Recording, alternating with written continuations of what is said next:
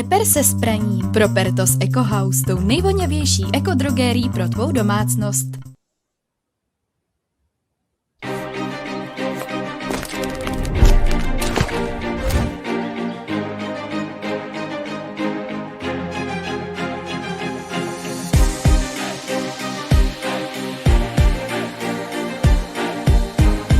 To a Sweden's national orienteering team, run in Bagheera.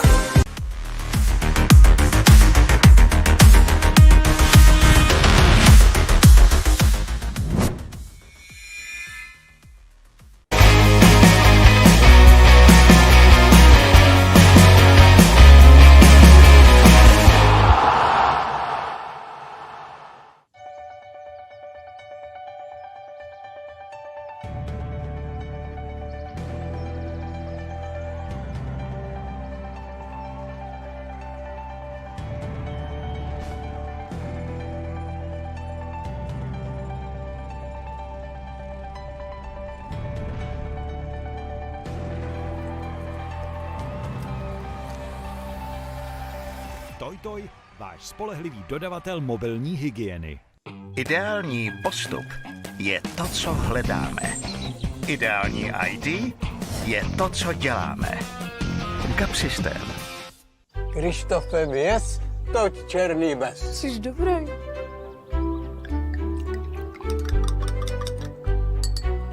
A tohle? V Brně jezdí šaliny a já jsem pil maliny. Všechno správně. Hustý, dědo. Jako kytl. Kytl syrop pro domácí limonády.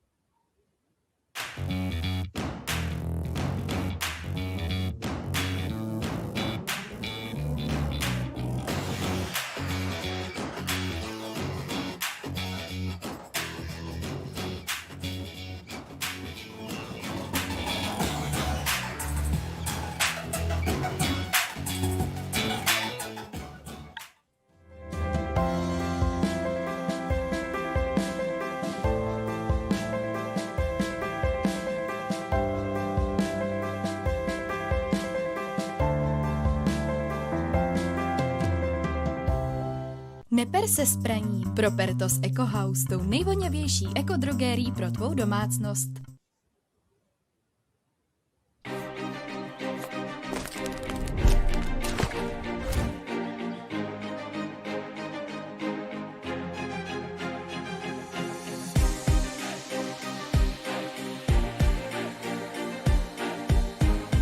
To a Sweden's national orienteering team, run in Bagheera.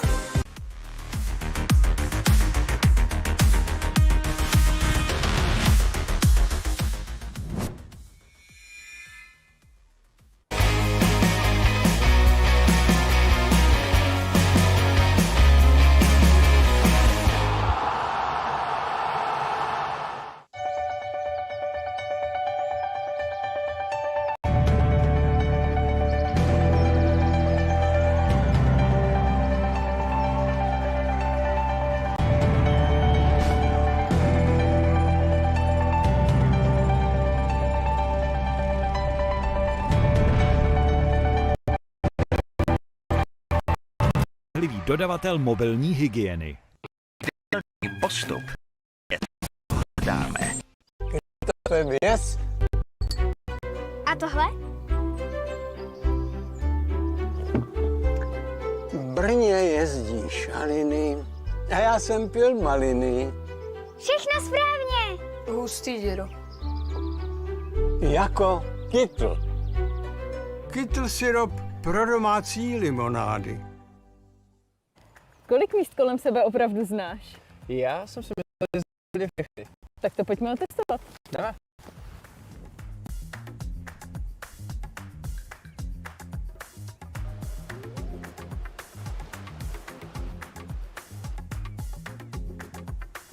Orientáci vytvořili novou aplikaci s názvem Venku App, což je vlastně taková minihra v terénu. A jak to vlastně funguje? Tady si vybereme trasu a pak už můžeme vyrazit sbírat body.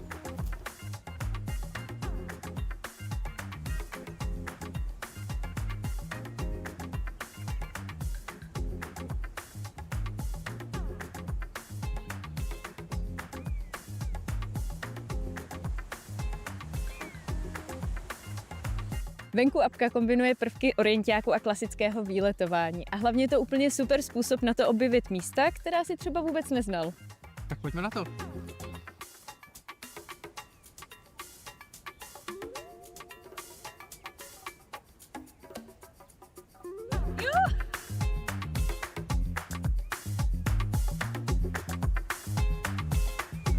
Tak co, znal jsi to tady? No, tady jsem to vůbec neznal.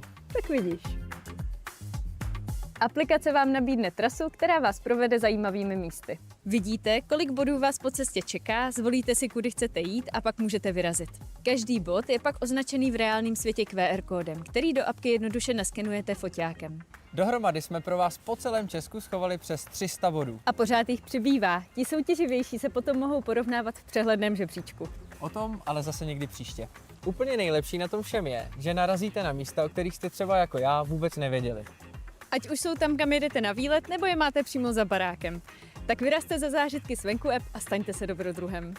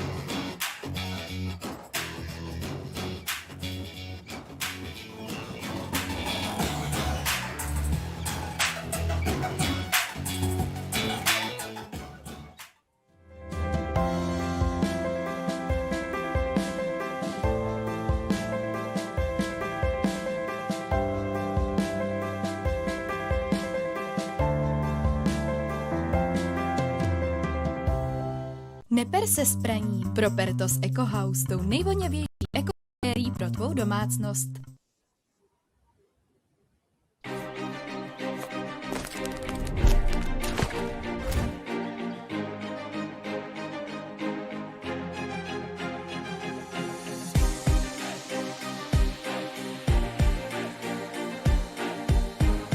To Sweden's national orienteering team, run in Bagheera.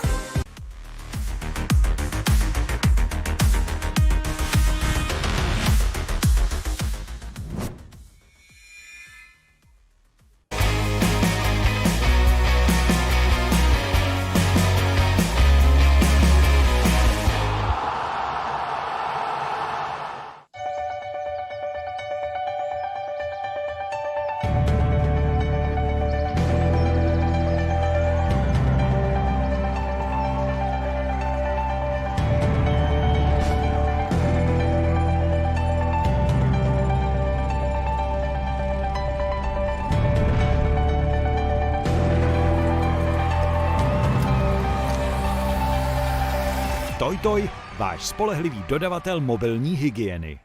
Ideální postup je to, co hledáme. Ideální ID je to, co děláme. GAP systém. Krištofe věc, toť černý bez. Jsi dobrý.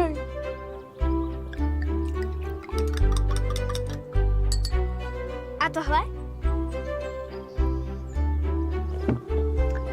V Brně jezdí šaliny a já jsem pil maliny.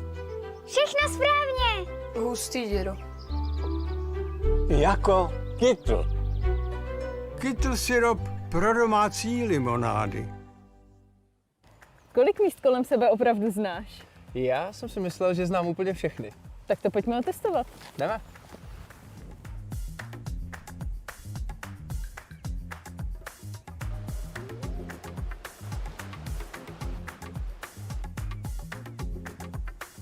Orientáci vytvořili novou aplikaci s názvem Venku App, což je vlastně taková minihra v terénu.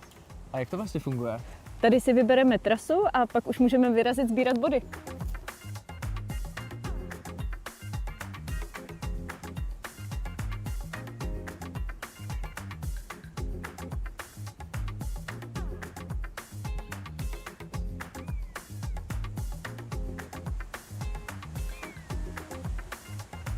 Venku apka kombinuje prvky orientáku a klasického výletování a hlavně je to úplně super způsob na to objevit místa, která si třeba vůbec neznal.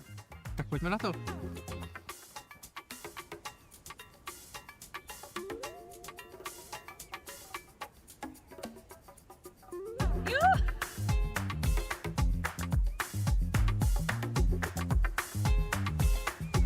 Tak co, znal jsi to tady? No, tady jsem to vůbec neznal. Tak vidíš. Aplikace vám nabídne trasu, která vás provede zajímavými místy. Vidíte, kolik bodů vás po cestě čeká, zvolíte si, kudy chcete jít a pak můžete vyrazit. Každý bod je pak označený v reálném světě QR kódem, který do apky jednoduše naskenujete foťákem. Dohromady jsme pro vás po celém Česku schovali přes 300 bodů. A pořád jich přibývá. Ti soutěživější se potom mohou porovnávat v přehledném žebříčku. O tom ale zase někdy příště. Úplně nejlepší na tom všem je, že narazíte na místa, o kterých jste třeba jako já vůbec nevěděli. Ať už jsou tam, kam jedete na výlet, nebo je máte přímo za barákem. Tak vyrazte za zážitky s Venku App a staňte se dobrodruhem.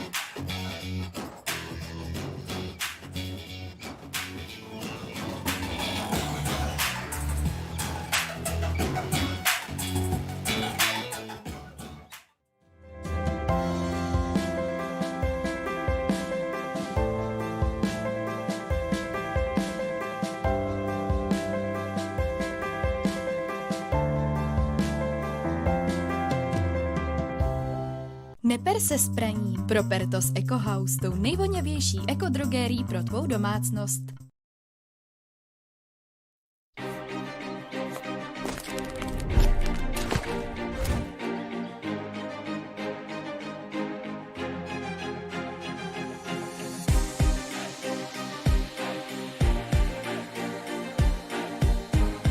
Who is Sweden's national orienteering team?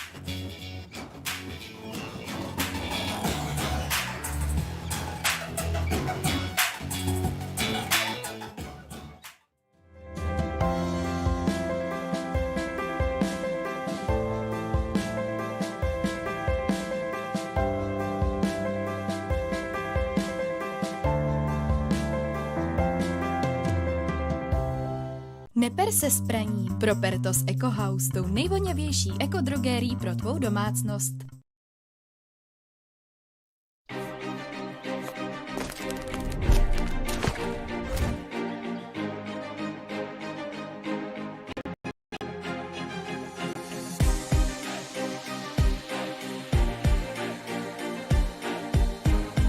To a Sweden's national orienteering team, run in Bagheera.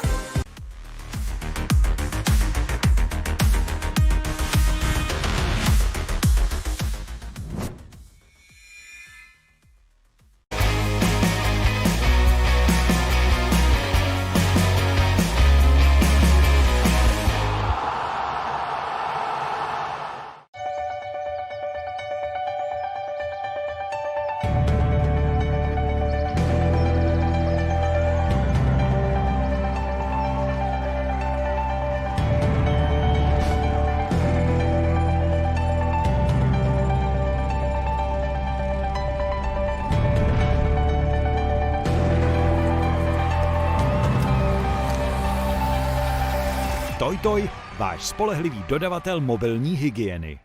Ideální postup je to, co hledáme. Ideální ID je to, co děláme. GAP systém. Krištofe, věz, toť černý bez. Jsi dobrý.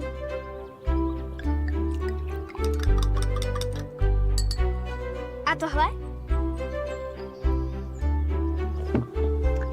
V Brně jezdí šaliny a já jsem pil maliny.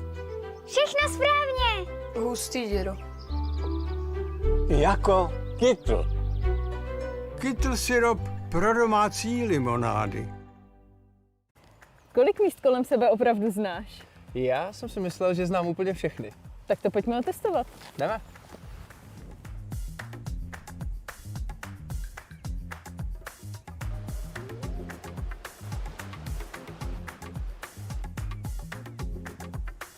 Orientáci vytvořili novou aplikaci s názvem Venku App, což je vlastně taková minihra v terénu.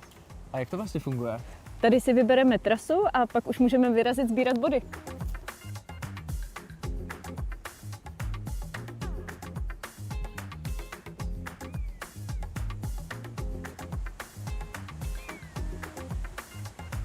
Venku apka kombinuje prvky orientáku a klasického výletování a hlavně je to úplně super způsob na to objevit místa, která si třeba vůbec neznal. Tak pojďme na to.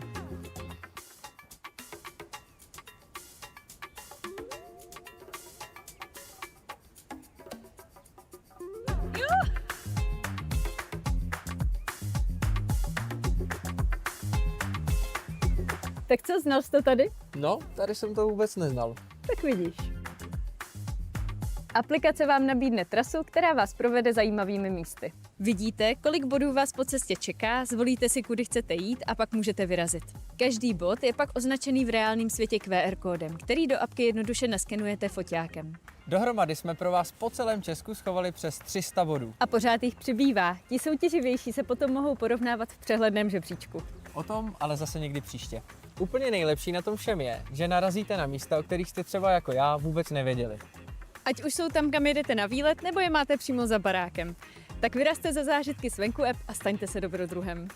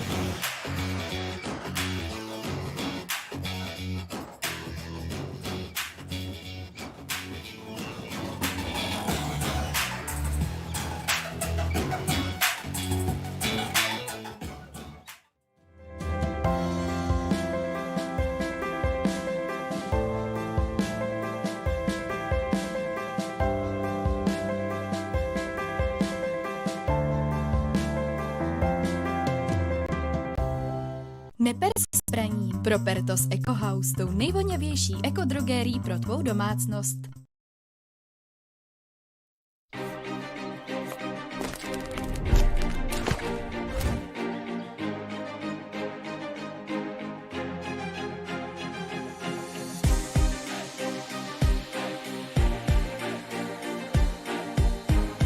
Do a Sweden's national orienteering team. Run in Bagheera.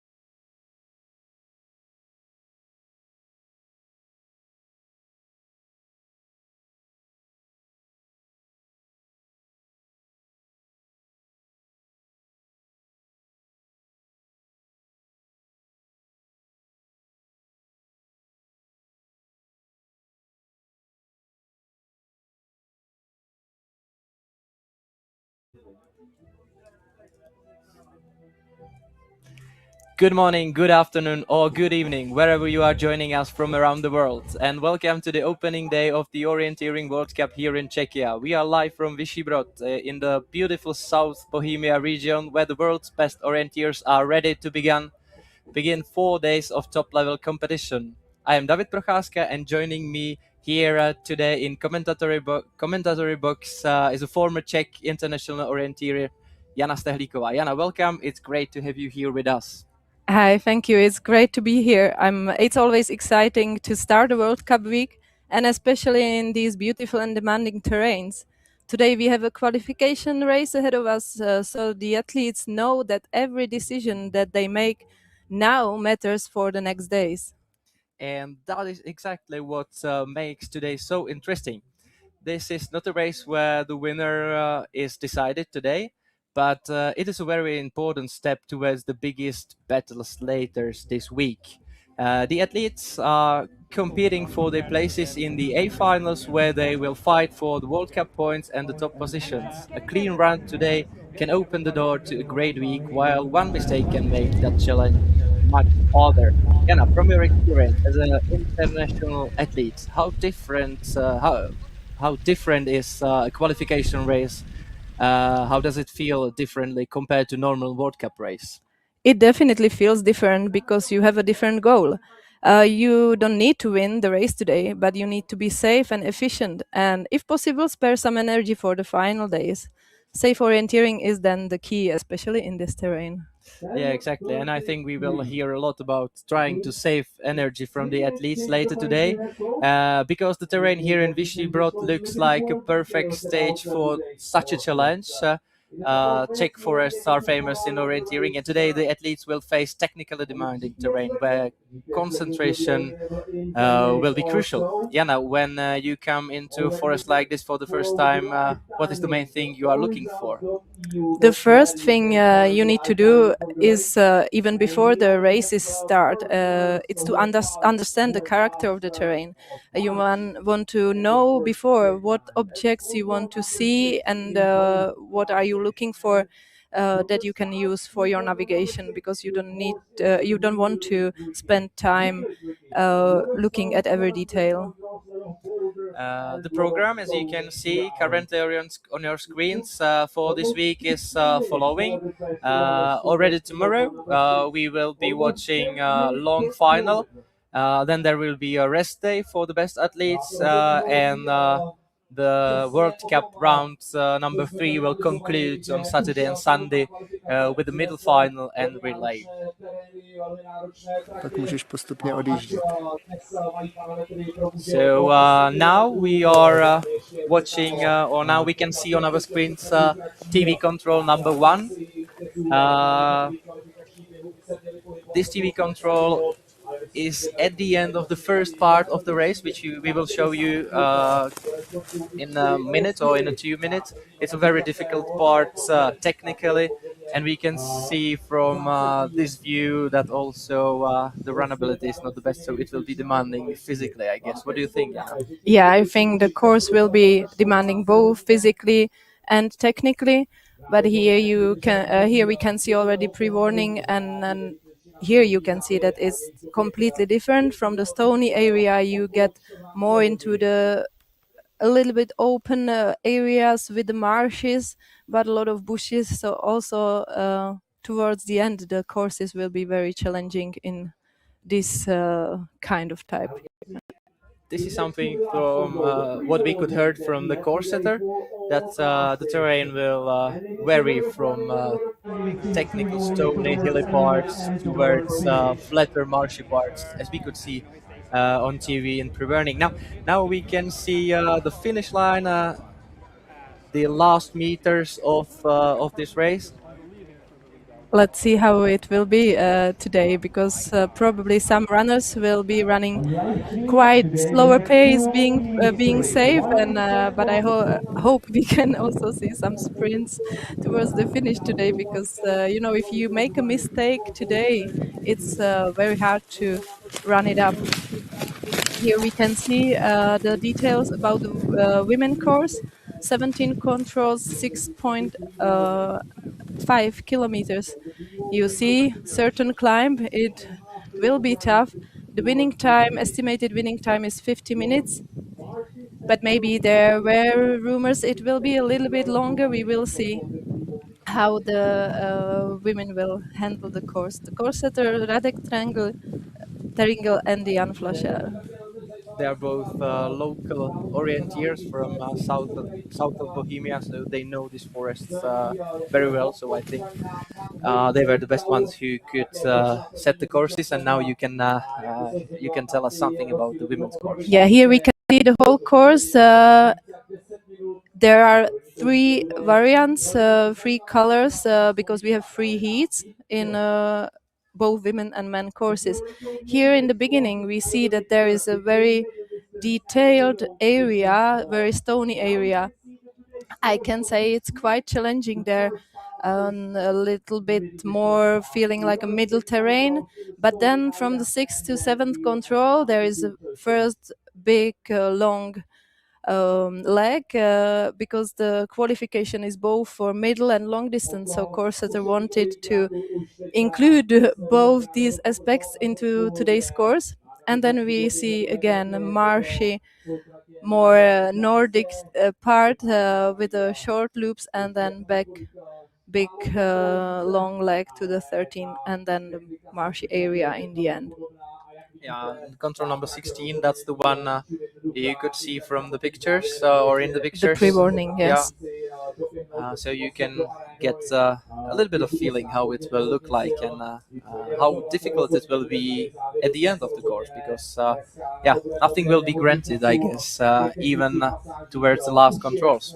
Yeah, that's for sure, because in the beginning it will be very demanding orienteering, and then also some hills. And for the men. Exactly, and even more hills for the men. 21 controls. It's 7.9 to 8 kilometers long. It varies because we have 3 heats, as in case of women class. Climb 440 meters to 465. Winning time 50 minutes again. We will see if it will be 50 minutes, because as you mentioned already, I don't think that the best runners starting last ones will push 100%. So, but maybe they will. Yeah, let's see. We don't want to underestimate them, but exactly. But if they do, as I described, maybe it will be even more tie race, and there will be no big gaps. But to the men's course, you can see that the start of the race is pretty similar to the women's course. Tricky parts between controls number 2 and 4. It's a very stony area. We know from the course setters that the rocks are very high, and which makes the orienteering, according to their opinion, a bit easier because they are really distinctive and visible. And then the same long course, the long leg started to control number 7. Then some kind of a Scandinavian loop, as we heard from course setter Radek Teringel. Really, this part from 9th to 11th control is almost flat, marshy, open. And we know that the compass, controlling your compass, will be the key to go clearly through this area. Then there's another loop. It makes more climb to the men's race, and then again long leg back to the pre-glass controls, and then to marshy area before the finish line. As you can see, it's a quite long leg to the last control and to the finish. If you count it together, we have extremely warm weather here, and it's open area, so it might be physically very difficult, I would say. Yeah, it definitely will be like the whole course. But for some runners, that could be a good thing. Here we see very detailed area of the race. But if there are big features, it's more navigation, and I have to. As the course already mentioned by us, he said that attacking the controls will be difficult last 50, 100 meters, but that these parts are actually easier than it can look from the map from the long head. So easier orienteering to control point. Here, athletes, top world orienteers that can navigate in these type of terrains, and that they are used to this, and they are trained to this, and of course they spend quite a lot of time around here. Not exactly in these terrains because it is forbidden to run in the terrains before, but around here. Yes, and now let's go to the very long start list because we have so many names on the start list today. Let's go through the women start list. It's a heat number 1. What name attracts your eyes the most from this heat? We can expect that towards the end the race will get more intense as the I would say biggest stars are starting in the end. But of course, even here we can find very good names. For example, in the heat 2, Patricia Nicke from Germany. But of course, we have Czech runners here. Jana Peterová starting 11:19 in the second heat. You can see here we have heat number 3 with Markéta Muličková starting with 10:05 already in the race today, and Viktorie Škáchová. Both these Czech girls are young, starting these as their premier. But we can see now 11:14 Marianne Andersen from Norway. So she is definitely the star of this heat. Also, let's see what she can do, because she was already running with me. So it's nice to see her here. Here we have a men start list. We could see Jan Stříček from home Czech team starting already in the beginning of the race, and we can tell you that he's leading right now with a big gap towards the others. But the stronger names will come later and later. Stříček is the former junior world champion on middle distance 2 years ago, but last year he suffered an injury, so he got no forest world ranking, and that's the reason why such a good runner is starting already from the beginning. But that is good for our streaming, that we have already a strong name from the beginning of the race. Now we are watching start list of heat number 2, where, for example, Tomáš Kučera from the home team is starting 11, 12, 22. He's kind of a master of fourth places, I think, in the last years and last days. He was 4th on long on J-Walk in Sweden 3 weeks ago, sorry. And then we have Daniel Bolechowski, which is long distance junior world champion from the last year from Italy. That is good for home crowd, definitely. That these very young but strong names are here present in the home World Cup.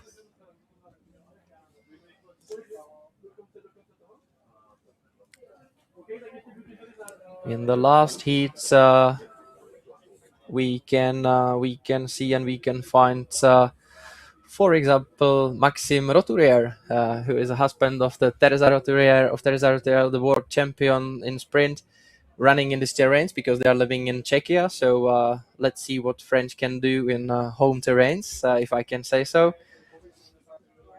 But there will be bigger favorites towards the end of the start list, definitely, with, for example, Emil Svensk starting the last in this heat number 3. Emil Svensk was beaten by his brother on Oringen last week.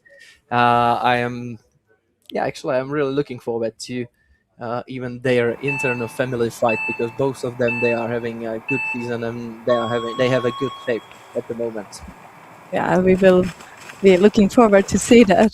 And of course, towards the end, in men's category, we have such names as Kasper Harlem-Fosser, we have Gustav Bergman, Tino Polsini. We have a lot of names that you are probably used to from the international races.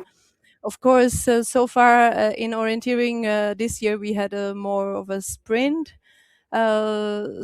part. So now we are back into the really real forest with the demanding, challenging terrain. So let's see what the runners can bring us today. And actually, it's been a long time since the last Forest World Cup races, because it's more than 14 months actually.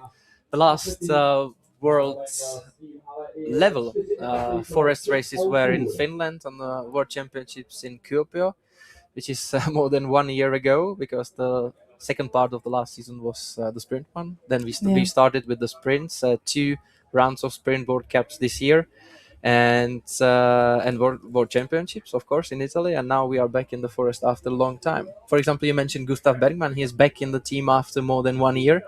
Yeah, that's what he said. So that can feel interesting. But of course, the runners are not sleeping.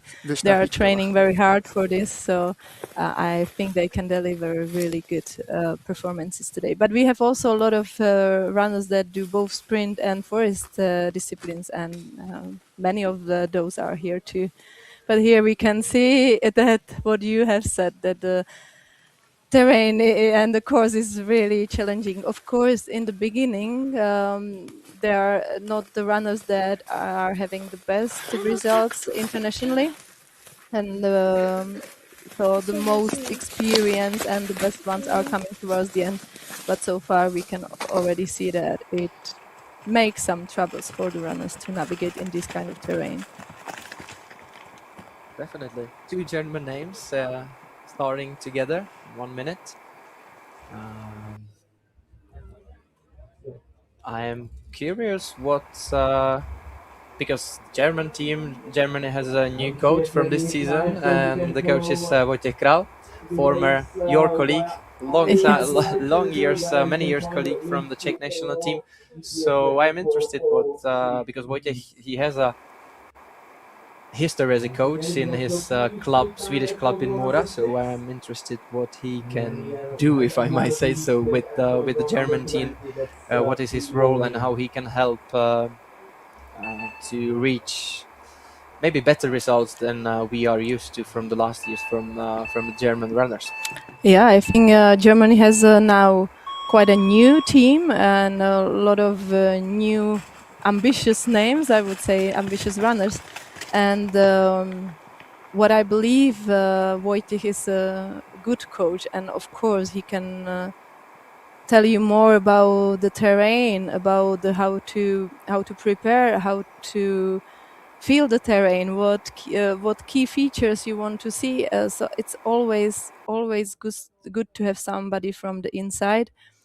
But of course, then it's up to the runners what they can take from that, and how they manage to handle the nerves and the concentration. Yeah. But this is something which, it can be beneficial to have Wojciech on your side, I think, because he definitely had to go through many qualifications, even though this is on the second qualification in the World Cup history. The first one was the last year in Idre in Sweden, but still, you also got through many qualifications on the World Champs. Yeah, it entered you just to one race, then to final race. Now it's even more important because it can get you in or out from long and middle distance.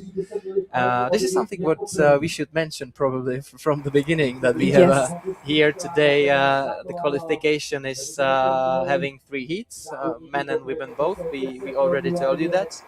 But the important thing and important information is that first 20 runners from each heat is going just moving forward to the finals for both long distance tomorrow and middle distance on Saturday.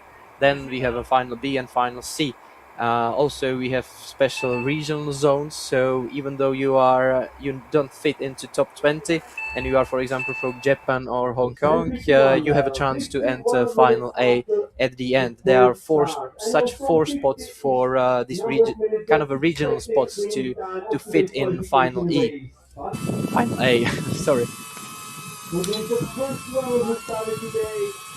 Yes, that is also why the course looks like it does today, because it's both qualification for both long and middle. So as we already have said, you have middle parts and then you have long legs, and also the winning time should be around 50-55 minutes, which is quite longer than it will be for the middle, and much shorter than it will be for the long distance. So that's why the course looks like it does today.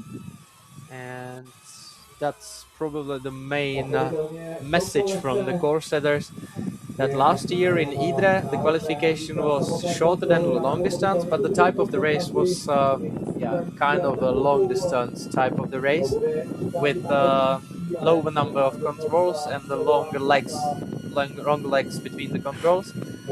But today's race, as you could see in the presentation of the courses, today's race will be different. We have a middle part of the race from the beginning, very technically demanding, and we can see this is the last. This is 5th control, which is the last control of this middle technical part of the race, from start to here, where we are right now in the forest.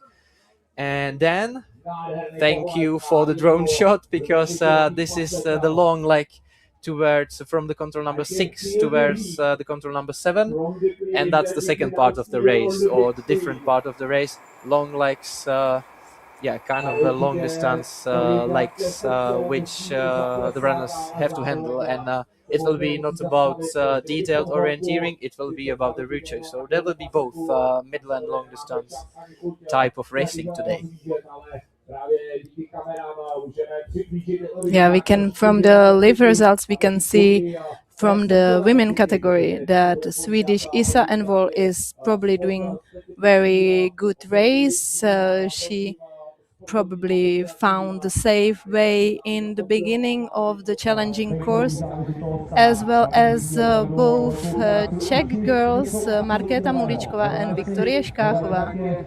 But we probably saw some smaller mistakes there from other runners, but we will maybe show you some of these later with the GPS.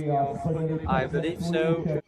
Yeah, you were right already. I think you already yesterday you wrote me that the heat number 3 in women class will be tough one, and we just started, and we can see that the first spots on the first split are Markéta Muličková, Viktoria Škáchová, and Klára Boris. So 3 young runners, but very strong names, which don't have such a good world ranking. So starting early, but already now we have 3 strong runners in this heat passed through the first split, which gives us a good picture of the speed or pace of the race. But 20 minutes, almost 20 minutes after 1.6k, that's the first middle difficult part. It's very slow and technical part. You can see that the pace. Yeah, but we can expect that the middle part will go quite faster there, because it's this long leg, and I can say, of course, you can do mistake anywhere on the race, orienteering, but I think once you handle the very challenging part, then it's a little bit easier, or at least it will go faster. But you can't think like this when you're a runner in the forest. You have to take one after another and stay concentrated the whole way. Once you do the thought that I did now as a runner, it can be really bad for you, because then you can make a mistake on even an easy control, and the nerves starts rolling. And Talking about your mistakes or your mistake, once you've lost a great result on the world champs just punching the wrong control, which it reminds me that we have 3 heats in women and men class today, so there are more controls than just the one you need to punch. So this is something this is different key feature, I would say, to stay focused, because it's not just about your control number 7 or 5, for example. Of course, that's another thing that makes it way harder. I think, of course, if you do your good orienteering, it should be clear, and of course you have the number codes that you are checking, but if you're not 100% sure, maybe somebody can try to take you to their variant, to their control. That's one thing. And the similar terrain, it was in north part of Bohemia, but very similar terrain. And if I can come to that a little bit, of course you had the codes, and I was very focused. I was taking one after another, as I mentioned now, but still this happened. I don't really know why till these days, but of course it can happen. Yeah, it can happen even if you're 100% focused on the race.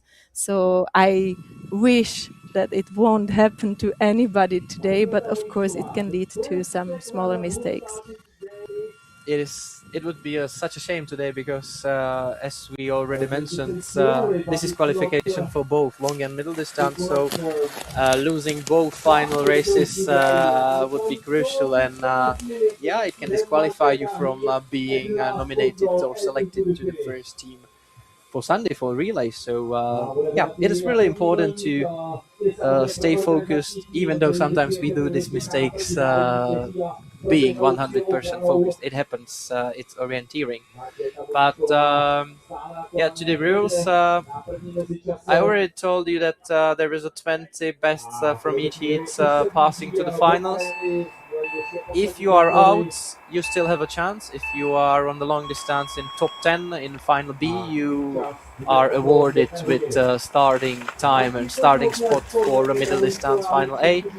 And for those who can be disqualified, there is still one spot for one runner winning final C on long distance to pass through to the final A for the middle distance. So just to present all the rules and the system of the qualification and the finals.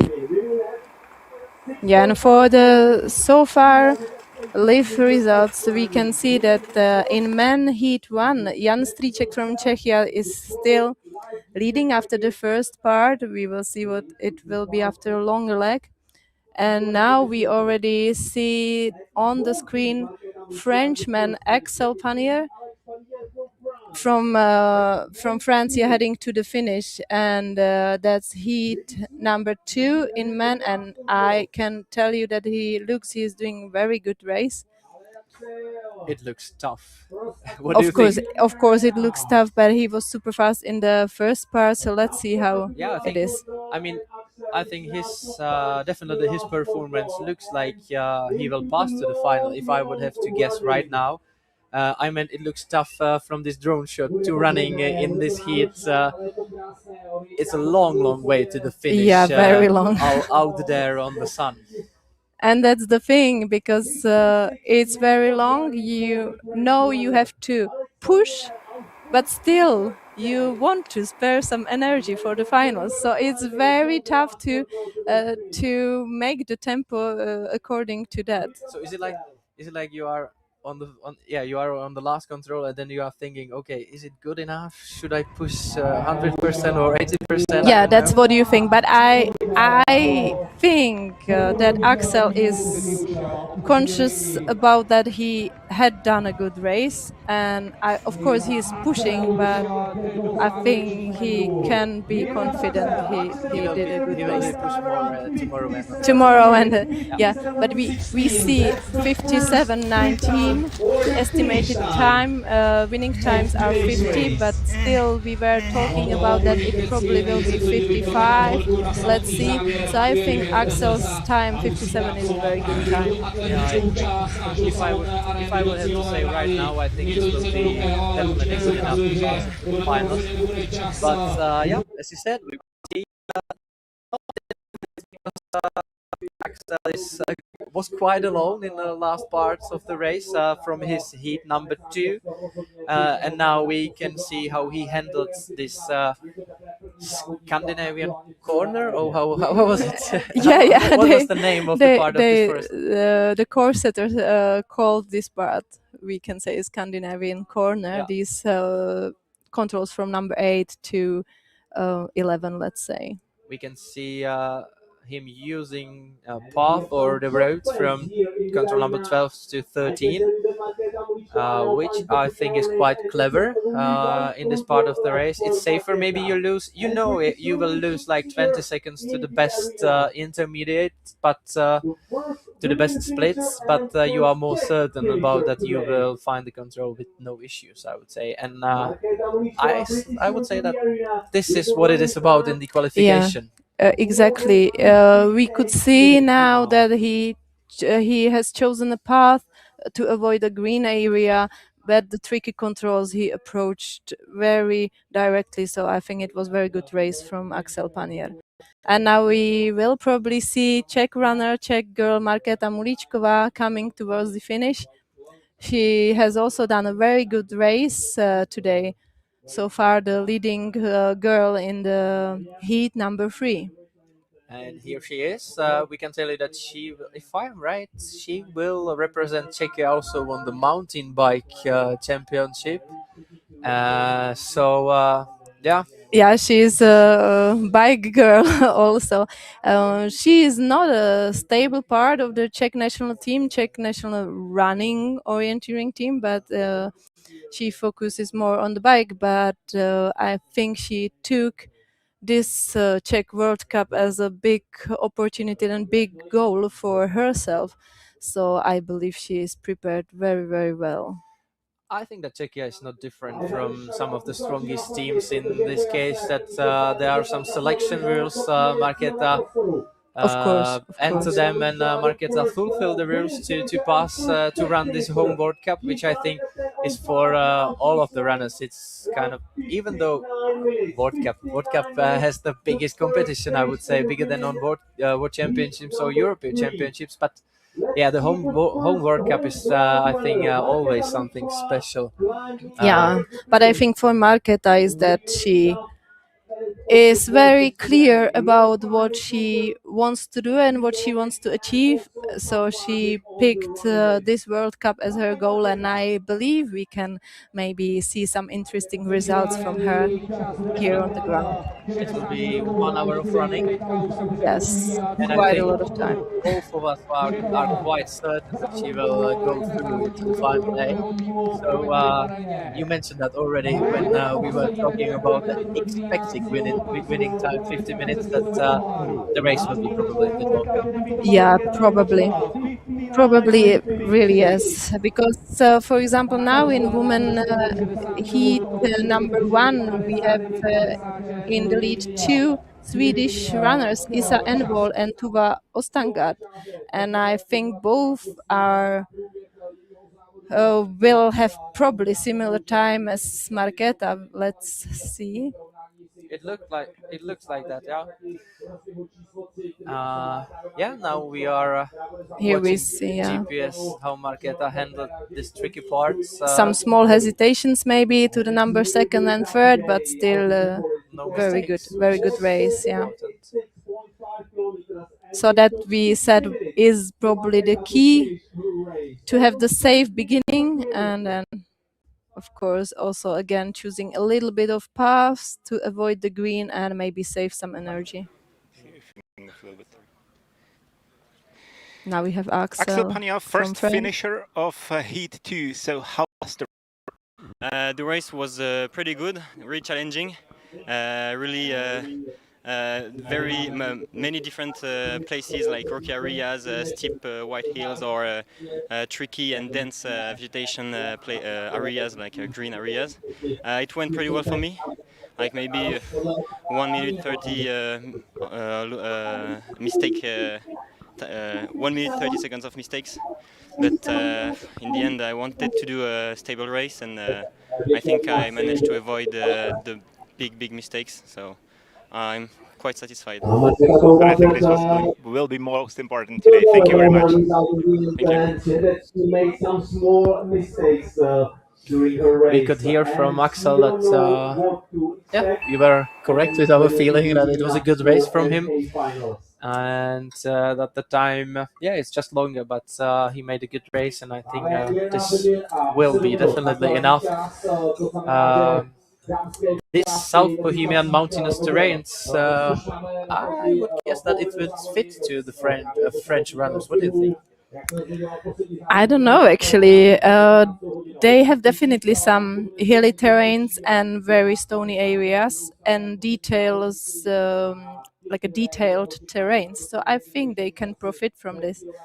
But of course, I hope it will suit to the Czech runners because it's a home terrain. But I also think that it can suit to a Swedish and Norwegian runners, as we already said that we have a so-called Swedish corner on the course from controls around 7 to 11, and but also the terrain is very rough and the navigation is difficult. So I think these runners are very experienced in this, but of course nowadays everybody who wants to succeed here will train for that very well. So and who wants to succeed definitely is Michal Krajčí.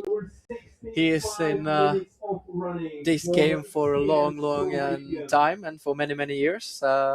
I have to admit that I was surprised that when I saw him in the start list, but yeah, he's a Slovak. It's a Czech terrain, Czech World Cup, so we will see how he will sell his experience from the long career. And from the GPS, we could see that he is doing that very well. And the first part was very confident. Now also taking all the small parts.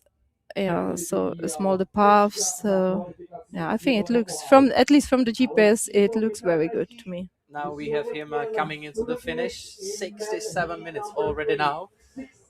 Even though we haven't seen any mistake, which would tell us that it is not just technically demanding, but physically very demanding. Of course, yeah, definitely. We don't know what if some smaller mistake happened also in the other parts, but for me it looked very confident technical, so I guess he is maybe struggling a bit physically, but we can't tell until we see the whole race. But if we will have a runners who will pass through with 67, 70 minutes of very tough running, it will be difficult week to do with a long distance for. Yeah, of course, and still he is the first one coming to the finish from the heat 3, and he was starting the third. So and actually he's still third on the first.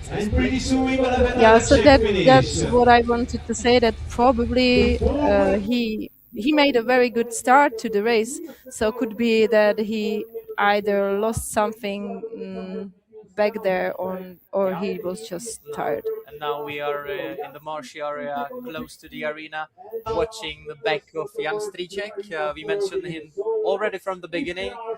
Junior world champion on the middle distance 2 years ago in Czechia in Pilsen, struggling and suffering from with the injury last year, but he is back, and we will see. But now we will have an interview, so let's wait for that. Markéta Mulíčková in the finish of qualification, how was it? It was tough as the map as well as the running by its own, but it was quite nice. I enjoyed the course, and it was pretty in the forest.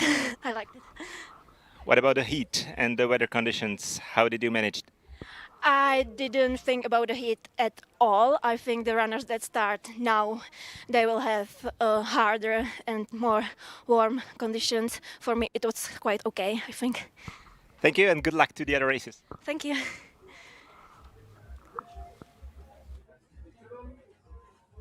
That sounded nice. Yeah.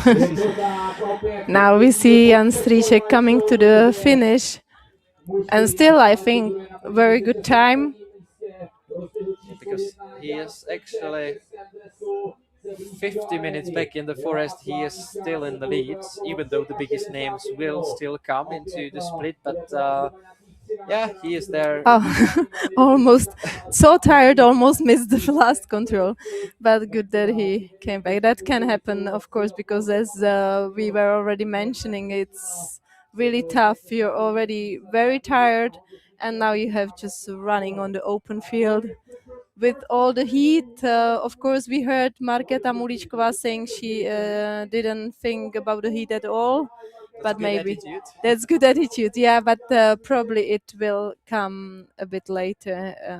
Yeah, so the running to the finish is very demanding.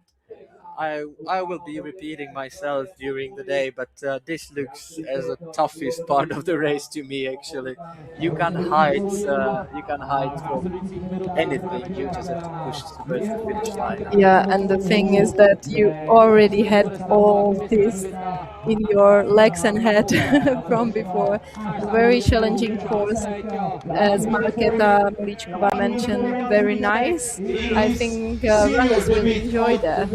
It varies from short loops to long legs, from a stony area to a marshy area, but it is very demanding. It is, and I hope we will get an interview from Jan Strýček, because, as I mentioned, he was injured, having not the best season so far this year.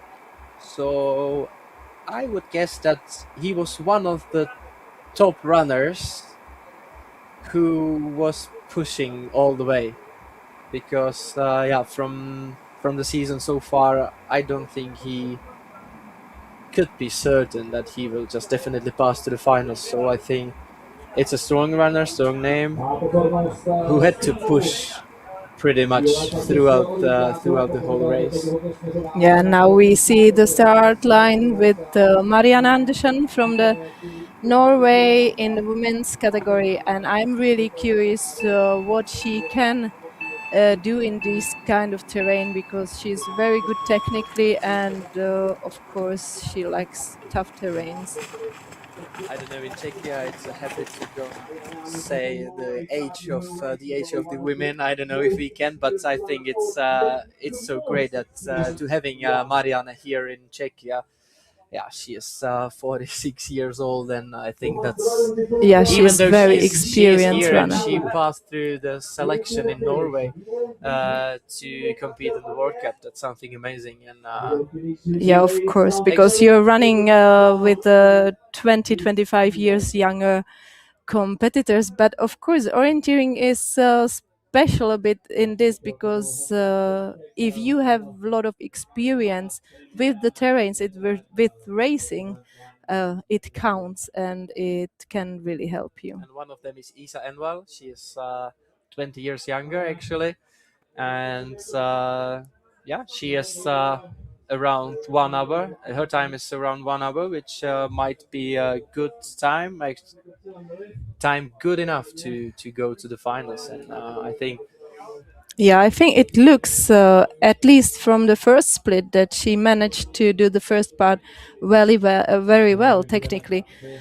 We don't know about the rest of the course, but the time looks really good, and I think time 60 minutes can tell us also something. I think with 60 minutes you probably, at least in women heat number 1 and 2, you will be, maybe I can say, safe to the finals. Let's see. But we also said that from our point of view, the heat number 3 is a very tough competition, so let's see how it will be in the end. And well, she will be in the big leads. Actually, she's the first one to the finish in the women A or women 1. 61 minutes almost. We can see that Marketa Mličková last time was 1 hour. We missed Klara Poli in the finish, and her time actually is 64 minutes. She lost some 4 minutes to Marketa Mličková from the first split towards the finish. And you can see Isa Enwal in a Scandinavian type of terrain making quite a big mistake. It was like 1.5 minutes at least. And still, she's about 61 minutes here in the finish. Of course, so it will be even maybe Strýček, more. current leader of Heat 1. How was your race? I mean, technically it was pretty good. I'm happy with that, except some small mistakes, but I think there will be mistakes from everybody. But physically it was horrible. But I mean, maybe it will be as well for everybody, but I don't know. So we'll see. It's your first World Cup, if I'm not mistaken. So how is it to compete with the best runners in the world? I mean, it's slightly different because this was supposed to be 50 minutes. I was there 10 or 15 minutes more, so it was a bit longer. But we'll see after everybody all came to the finish, and we'll see how I will be compared to them. Thank you and good luck to your competitions. Yeah, thank you as well. Yeah, we heard that Jan Strýček said it was way longer than he expected, and of course we said from the beginning that probably the winning times will be more than estimated, more than the ones they are estimated. But also in this type of terrain, as we already said, it's quite challenging course, challenging terrain, hilly one, stony one. It can play with your head. Of course, you can feel tired. And it's hard to know if it's just you and you're not probably having the best day physically, or if it's just tough for everybody. And that's what I could hear from Jan Strýček's words, that it was hard for him to distinguish whether he was the one struggling or if everybody else is struggling. Like the feeling was not good, but maybe it will be the same. Yeah, for everyone. and I think in the qualification, of course some days are bad physically, but in qualification, even if you think you struggle and you just still do good race, I think that's the key. We could see Evelina Ojanaho at starts a few moments ago. She's experienced from the Czech terrains because she ran the JWOC in 2024 and she performed well here. So she's back in Czechia after exactly 2 years right now. And yeah, she was 5th on Uringen last week. So I think she has a good shape. And this will be one of the names we will be looking forward to seeing in the finish to get some good time or time which we will be looking for. We could see Slovakian Tomáš Kaša, if I'm right, running out from the marsh towards. I think we have Filip Bukovac, yeah, and he probably will have better time maybe than his team colleague Michal Krajčík. Let's see, maybe it will be very similar. So far we have in men heat number 3 we have Michal Krajčík from Slovakia and Tomáš Renca from Poland in the finish, and Filip Bukovac coming to the finish.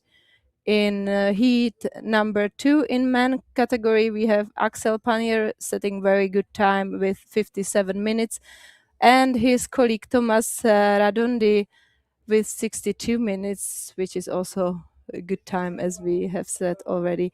And in men heat number 1, Jan Stříček leading, still the only one now in this heat. We could see that Michal Krajčík, with his experience, had a very good start. He was there ahead of Filip Bukovac, but Filip Bukovac, he's a young, promising young runner. The same case as Tomáš Kaša. And Tomáš Renča, who can we see on the second spot right now in this heat. But then we could see that Filip Bukovac was faster when it started to be more physical race on the long legs after the first technical parts. I'm surprised seeing here Tomáš Renča losing, it will be almost 7 minutes to Filip Bukovac, also a medalist from JWOC. Tomáš Renča lost a lot of time. Probably some mistakes and problems on the way. As we said, it's easy to do a mistake in this type of terrain. And also we have Boglarka Čako from Hungary. Not just for mistake, but Filip Bukovac, 46 minutes, that looks promising to be running time of Boglarka a little bit more, it's like 1 minute longer time than Jan Stříček from different heats, so this might conclude into the final qualification for Filip. We will maybe soon see another women coming to the finish, but so far we have the start of Tomáš Kučera from the Czech Republic. A few weeks ago in Sweden. But here we have Boglarka Čako from Hungary, I think doing pretty good race today with 64-65 minutes. It may look long, but she still is the first women coming to the finish in heat number 1, which means still way before Swedish Tuva Ostangard and Marlene Fritz from Germany. Also, very young Hungarian together with Janka Mikes and Rita Maramaroshi. It's a strong generation of Hungarian runners, probably looking forward to the next year when we will have top world even in Hungary. Yeah, of course. I think that's definitely a focus. What I'm interested in, I thought they will do really good in sprint races. And I was interested how they can handle these challenging terrains, but it looks like Boglarka Čako did very good race today. Viktoria Škáchová.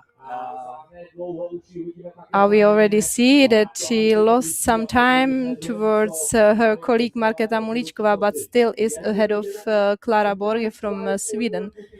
But she is very young runner, so that can maybe also play some role in this terrain because sometimes you don't have so many experiences enough to handle some difficult situations. But that's also why it's important for young runners to run races like this when your nerves are playing, and it's very hard. In addition to that, we have to say that Viktoria Škáchová, who was a big star of JWOC last year and pre-last year, She was struggling with illness whole spring, so she's behind the expectations this year. But I'm very glad that she got the spots in the team, because she is a very promising runner towards the next years for the Czech national team. So I'm I'm really glad that she got the spots here in the World Cup, even though she's having not the best season, of course, because of the illness. But yeah, I would highlight what you mentioned about the experience. I think it really counts together, and you can benefit from that when you are starting on the third and fourth and fifth World Cup. And then I think it's the best when you can start with that on the home ground in home terrain. Yeah, of course, and everything counts in together.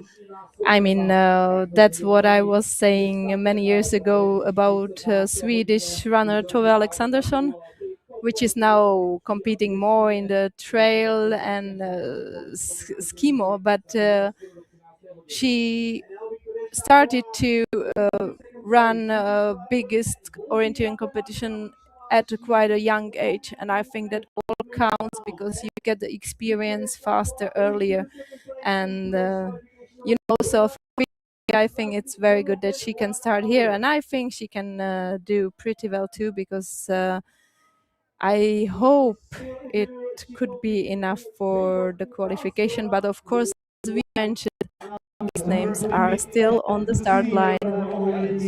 Number 3, probably the toughest one. But I can tell you that she was already almost 5 minutes in the forest behind Marketa Mličková, and now it will be 2 minutes less. So it looks like Marketa Mličková made a mistake. She didn't tell us about that, but yeah, when I checked the splits of Klára Bóry and Viktoria Škáchová, there are 2 minutes where Marketa Mličková was probably lost in the last part of the race. But anyway, Viktoria Škáchová towards the finish, second spot in this heat number 3. Now it is Marketa Mličková, Viktoria Škáchová and Klára Bóry. 3 very strong runners already in finishing this heat. But now we have Joachim Zufall and Lucia Dietrichova, medalist from, she is first year in senior class and already on the first World Champs in Italy. She reached the medal in sprint. She had the bronze medal. So and also she was successful in on the World Cups during the spring, finishing for the medal with the mixed relay team of Czechia in the second round of the World Cup. So yeah, very promising young runner, and I can say she's focused on her goal. She's pretty good technically, what I could see, and then yeah, just good, nice girl doing her stuff. Yeah, she is. So that's good. I mean, for orienteering, sometimes it's good that you are focused on your own on orienteering, and you're not really thinking about the others and all the stuff around. Just focusing on your stuff. Yeah, I think Lucia is very lucky with her attitude. I would say she's always like, I just do my best, and yeah, that's it. I don't think about anything else. And yeah, so I think she's well equipped mentally for top orienteering. Just to show you how successful she was in the last 3 years, she got 4 gold medals, 2 silver medals, and 3 bronze medals from the last 3 J-Walks. So that's Lucia Dietrichova entering the forest world senior level here in Czechia. Yeah, of course, coming to the senior class can be sometimes difficult to make that switch from juniors to the senior, but I think she did it just perfectly. So yeah, another runners waiting for their qualification race today. We already said it plays a little bit with your nerves and head, because you know this one race is a qualification race both to the long distance and middle distance finals that are coming in the next days. we can spot first fans in the arena. Even though it is just qualification, it is important race for the runners. But we have accompanying race or competitions here called Czech O Tour, starting 2021 with the world champs in Doxy. Running today on a different place, a different spot in the UNESCO World Heritage City of Český Krumlov, even though we got some first fans cheering for the mainly home runners here in the arena in Martinkov. This is the drone shot from the last leg. From the first long leg, from the 6th towards the 7th control. You can see that the yellow part in the map is having very good runnability, I would say.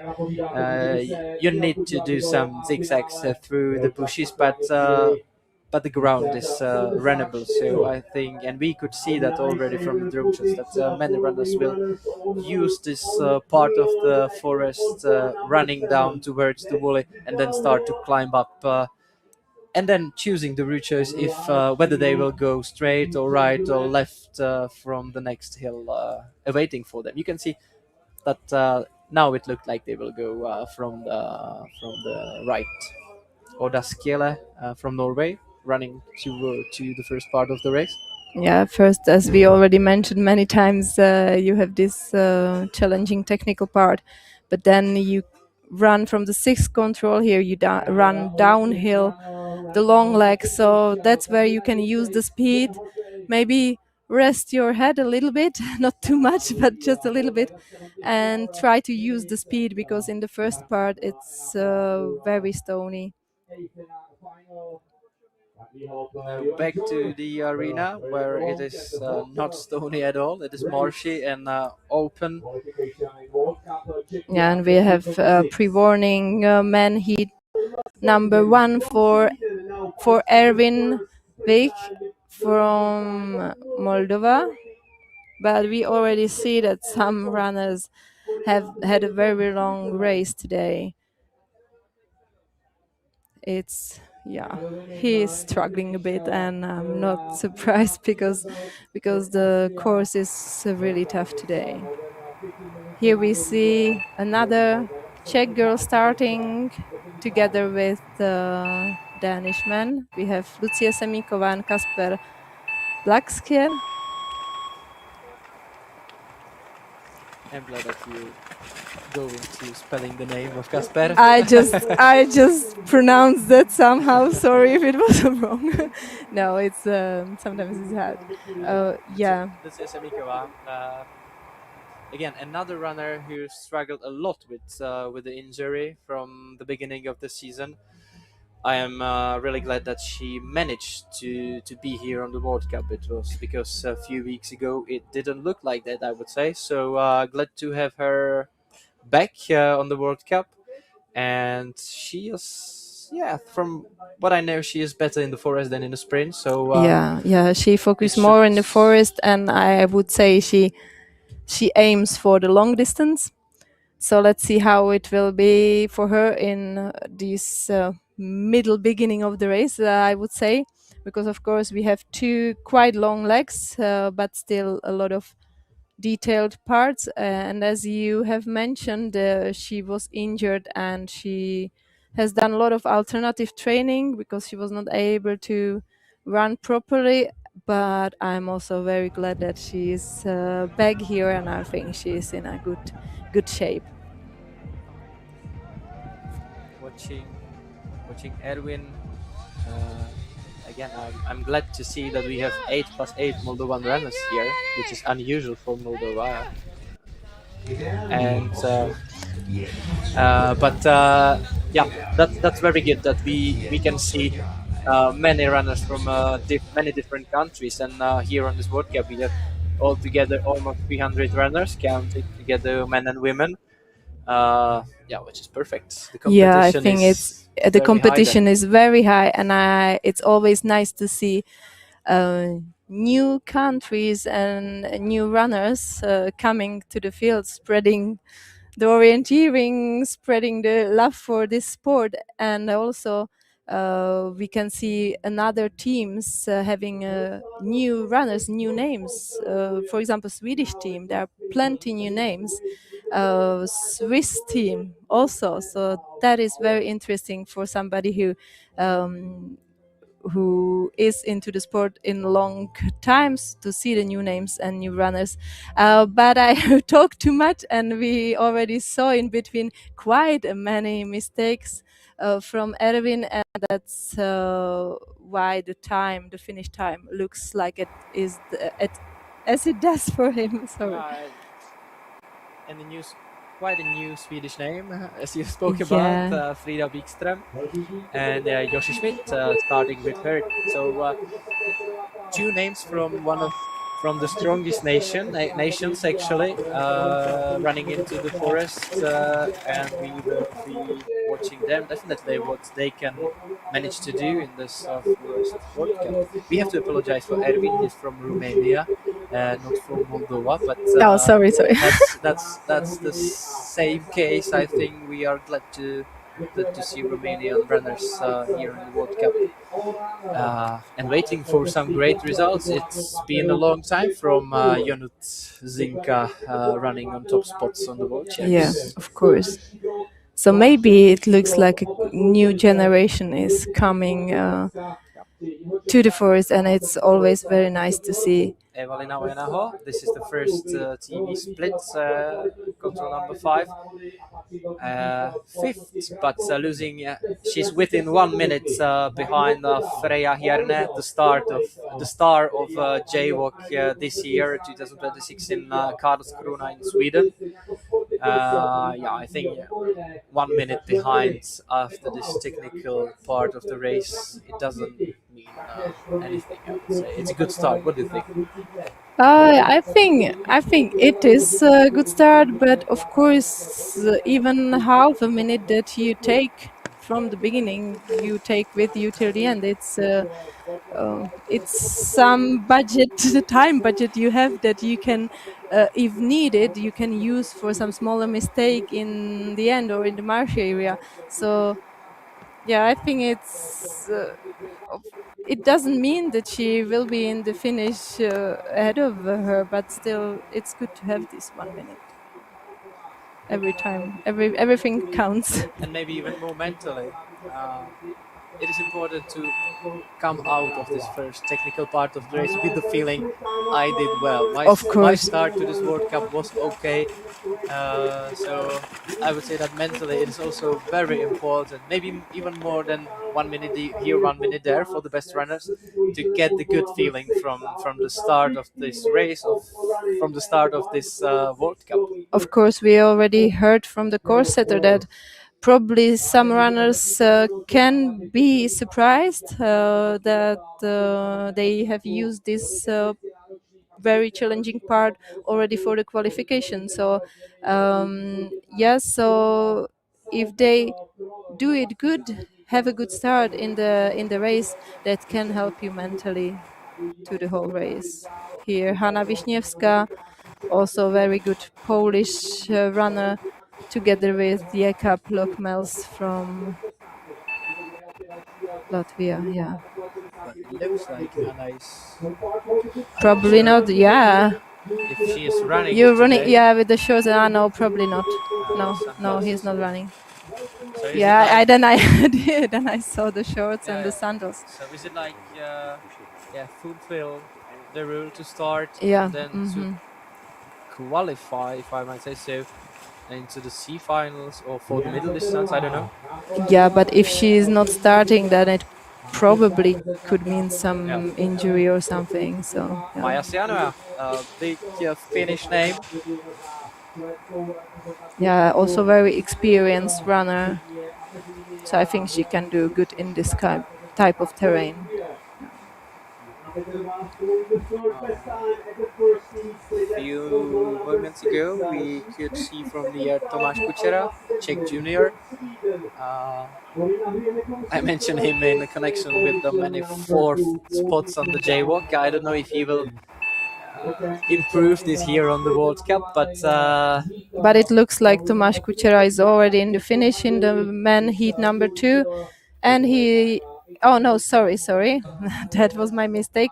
But he is after the first part, he is number 2 after the Axel Panier, so he is almost 1 minute after him, but still we have said that Axel is having very good time. Actually, seeing Axel Panier in the finish with time 57 minutes with that, yeah, and also he was satisfied with the race. So and seeing him still leading on the first split, it looks like Axel did a very good race, and it will be not just top 20, but maybe he will reach and aim higher in the result list of today. This is interesting rituals we are seeing now on our screens. I wouldn't expect that, and I wouldn't then expect when you are going around. We thought that maybe you will go completely around, but all the way, yeah, but maybe it's too far. But it was probably that after this challenging part, you want to run a bit, use your speed, and of course, Frenchmen are used for having a good legs. So I think, yeah, Villar wanted to use these legs to take the path and maybe get a bit into the speed, and maybe also at the same time save some energy for the last races. She didn't do really well in the beginning of the race. She lost over 5 minutes towards the first split. So I guess she had to do something with it, and maybe that's the reason why she chose the route she's using path, so to be able to push really hard to gain some time or to reach some time back from the first far part of the race, because it was really bad start of the race for her. And now we can see her running, coming to the finish. Yeah. She will be in the lead, but you can see the time will be a lot over 70 minutes. Yeah, I think in this heat we are still waiting for the bigger names to come. But what is good to see is that in women heat number 2, in the beginning, Czech girl Jana Peterová is currently on the 3rd position. Ahead of her there is Alma Svenerud from Sweden and Corina Hueni from Switzerland. And these are way more interesting times. But still we have Alex coming here to the finish. A tough race today for her.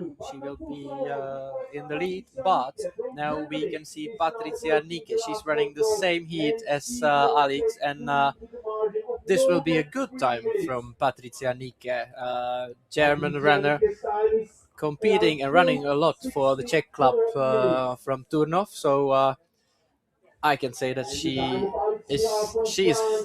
she's home here in the Czech terrains, because she spent here a lot of time, the most part, the long part of the year. So, but she's proving that. This is something we also like to see. Lucia Dietrichová, we talked about her as a very promising Czech runner. Now in the lead before Rita Maramaroshi, which is also very good physically. Very good. But I think it's also a good start for Rita, because yes, definitely. She's both of not so confident in the forest, and it was that part of the race, and she managed that really well, because Rita was also, as in the case of Lucia, she was ahead of Freya Hierne, who is a big rising star of the world orienteering. So a very good start from Lucia, Rita, and I think also from Freya running her.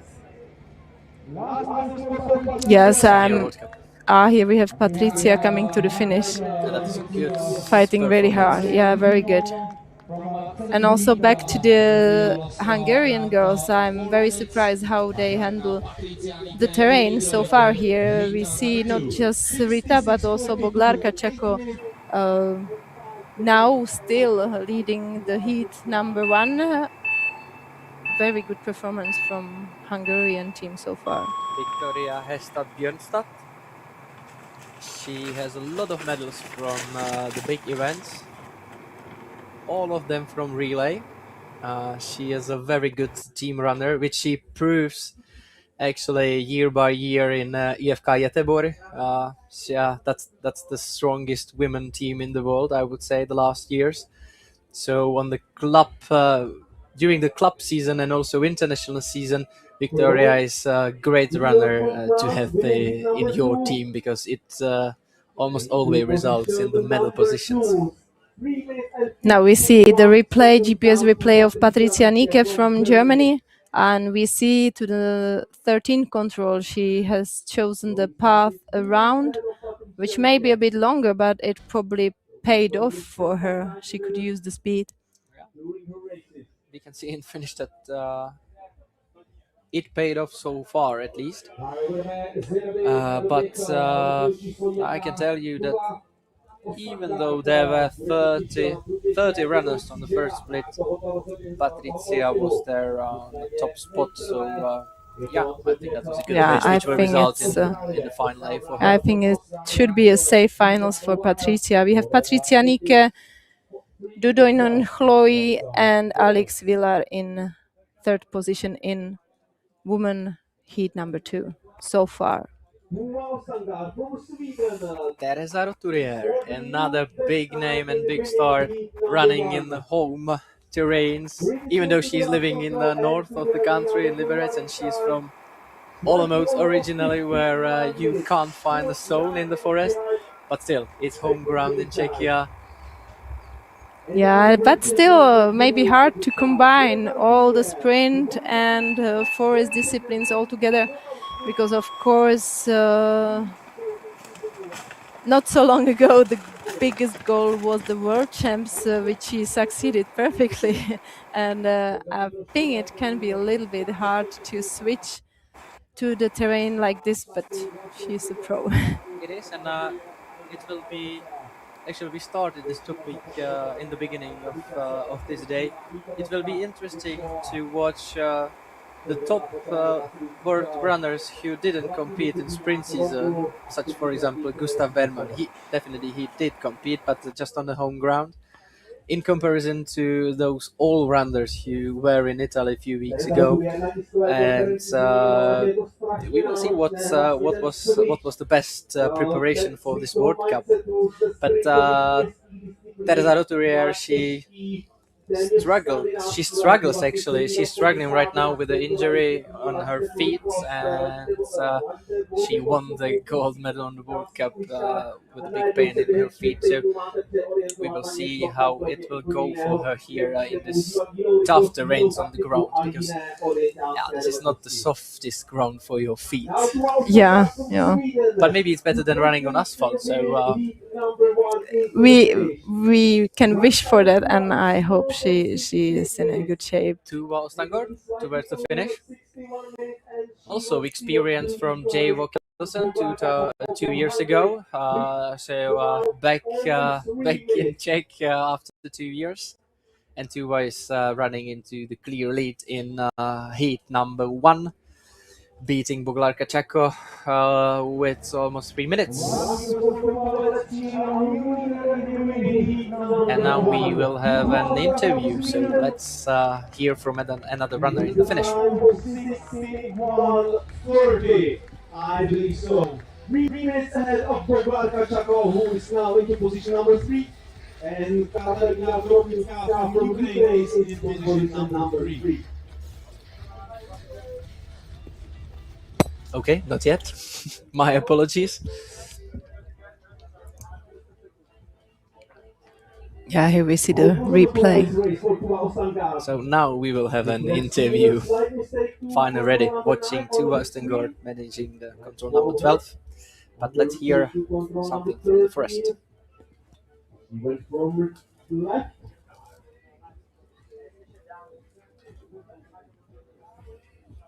Now we see different route choices to the number 13. Patricia Nicke was the right. In the control signal, and another one. So at least 3 mistakes. Patricia Nicke, current new leader in Heat 2. So, how was it today? Oh, it's such a wonderful day in the forest. Everything went like I planned, and I was in really good flow. So I had much fun. So yeah, I started with a little mistake, and it was so awakening that I was really focused all the time from then. What about the weather today? It's quite hot here in Vyšší Brod. Was it a problem for you? Actually not. I was pouring me water over the head and all the body before I start, and then I hadn't any problem with the heat. And I actually thought about at the second refreshment control that I don't feel like I need it, but I took it anyway because you never know. You should take it if you can get it. Thank you and good luck to next races. Thank you.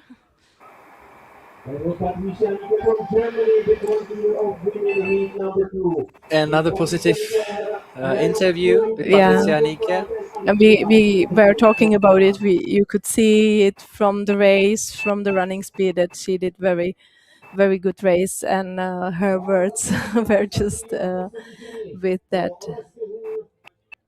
And interesting thing is she said she did a small mistake in the beginning that awaked her. So then she was focused, and we can see it a little bit in the split results that in the beginning there are girls that were running faster than her. Yep. But maybe we can then have it a little bit more interesting towards the end. Exactly, we had Marika Teine on start, also getting back into the World Cup, getting back into the forest orienteering, experienced runner with medals from the middle distance, from the World Champs, for example. So I think this is type of the race which should suit her pretty well. Yes. And Mari Olausen and Bella Haru. Those are the last starter in women heats of today's qualification race. Still, this is kind of a Slovakian heat, Yes. with two Slovaks leading the heat. Johan Jakob will not change anything on that. So still, Filip Bukovac and Michal Krejcik leading the heat number. Yeah, but he will be a bit faster than a Polish guy, Tomasz Renza. Now we have Sanna Fast from Sweden starting into this race, and Johan Langerak with her. Sanna Fast is a very good Swedish runner, I would say. Good technically. Let's see what she can do in this type of terrain. Based on results and shape, Yeah. I think she is one of the less runners who will be able to compete with Simona Abersold here. Yes. But I heard that she had a tough last week because she's a medician actually, and she spent a lot of she had a lot of shifts in the hospital last week, so she came later than the rest of the team. Yeah, it's always hard. Yeah. Tuva Kankart, current new leader in Women Heat 1. How was it in the forest? I think it was quite difficult. I did quite a lot of mistakes, I think, but I was a bit stressed, so I ran maybe a little bit faster, and maybe I took some time in that way. You had a trouble on the way to start, unfortunately, so you started late. Had it some impact into your race later? I don't know, maybe I was a little bit stressed in my orienteering at the beginning because I did some mistakes there.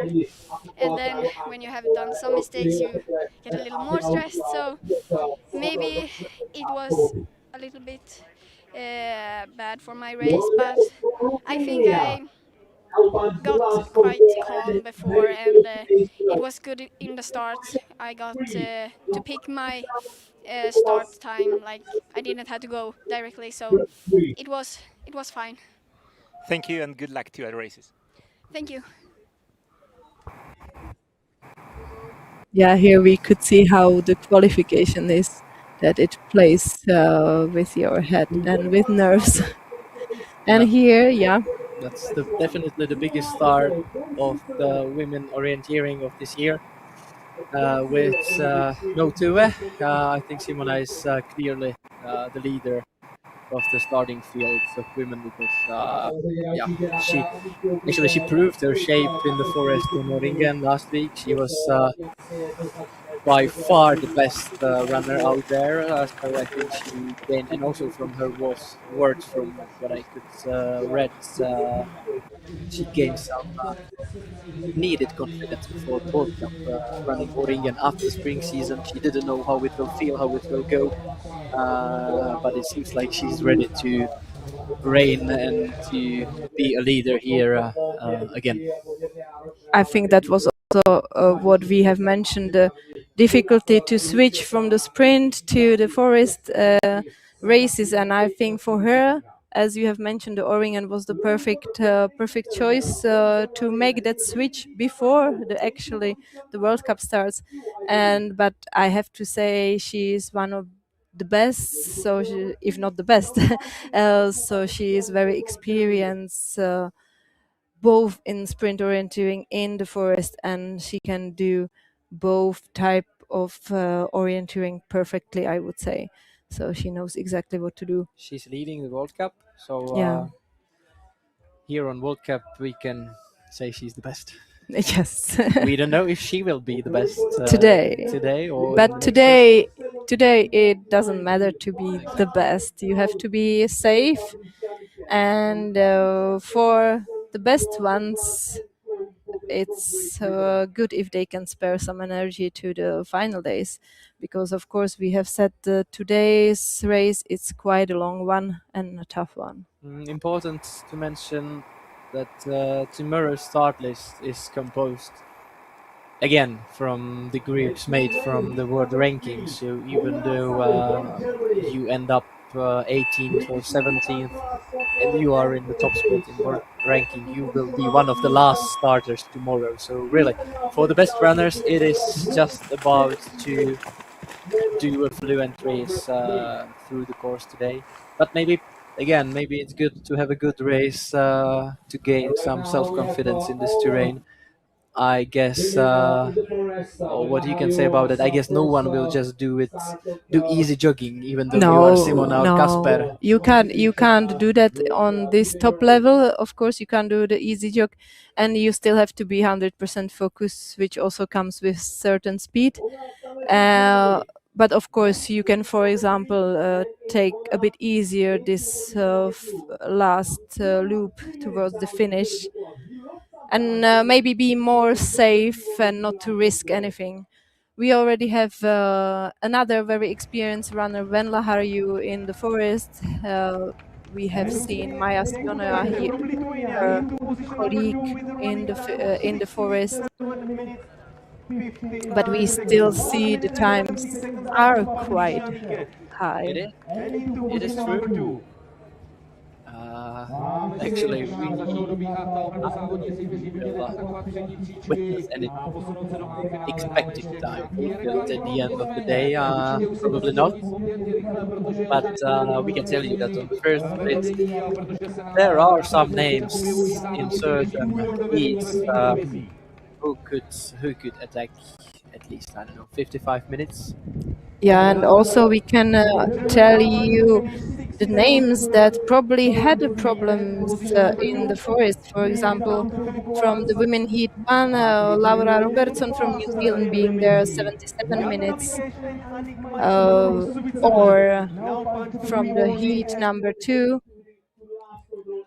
And we have Denisa Králova in the picture, and we can tell you that she is second on the first split behind her colleague Lucia Dietrichova. Denisa decided to quit the sprint team last year, so for this and I believe next season she is in the Czech national team in the forest parts of this team, and she is focused mainly on the international level. At least she is focused on the forest, and also I think she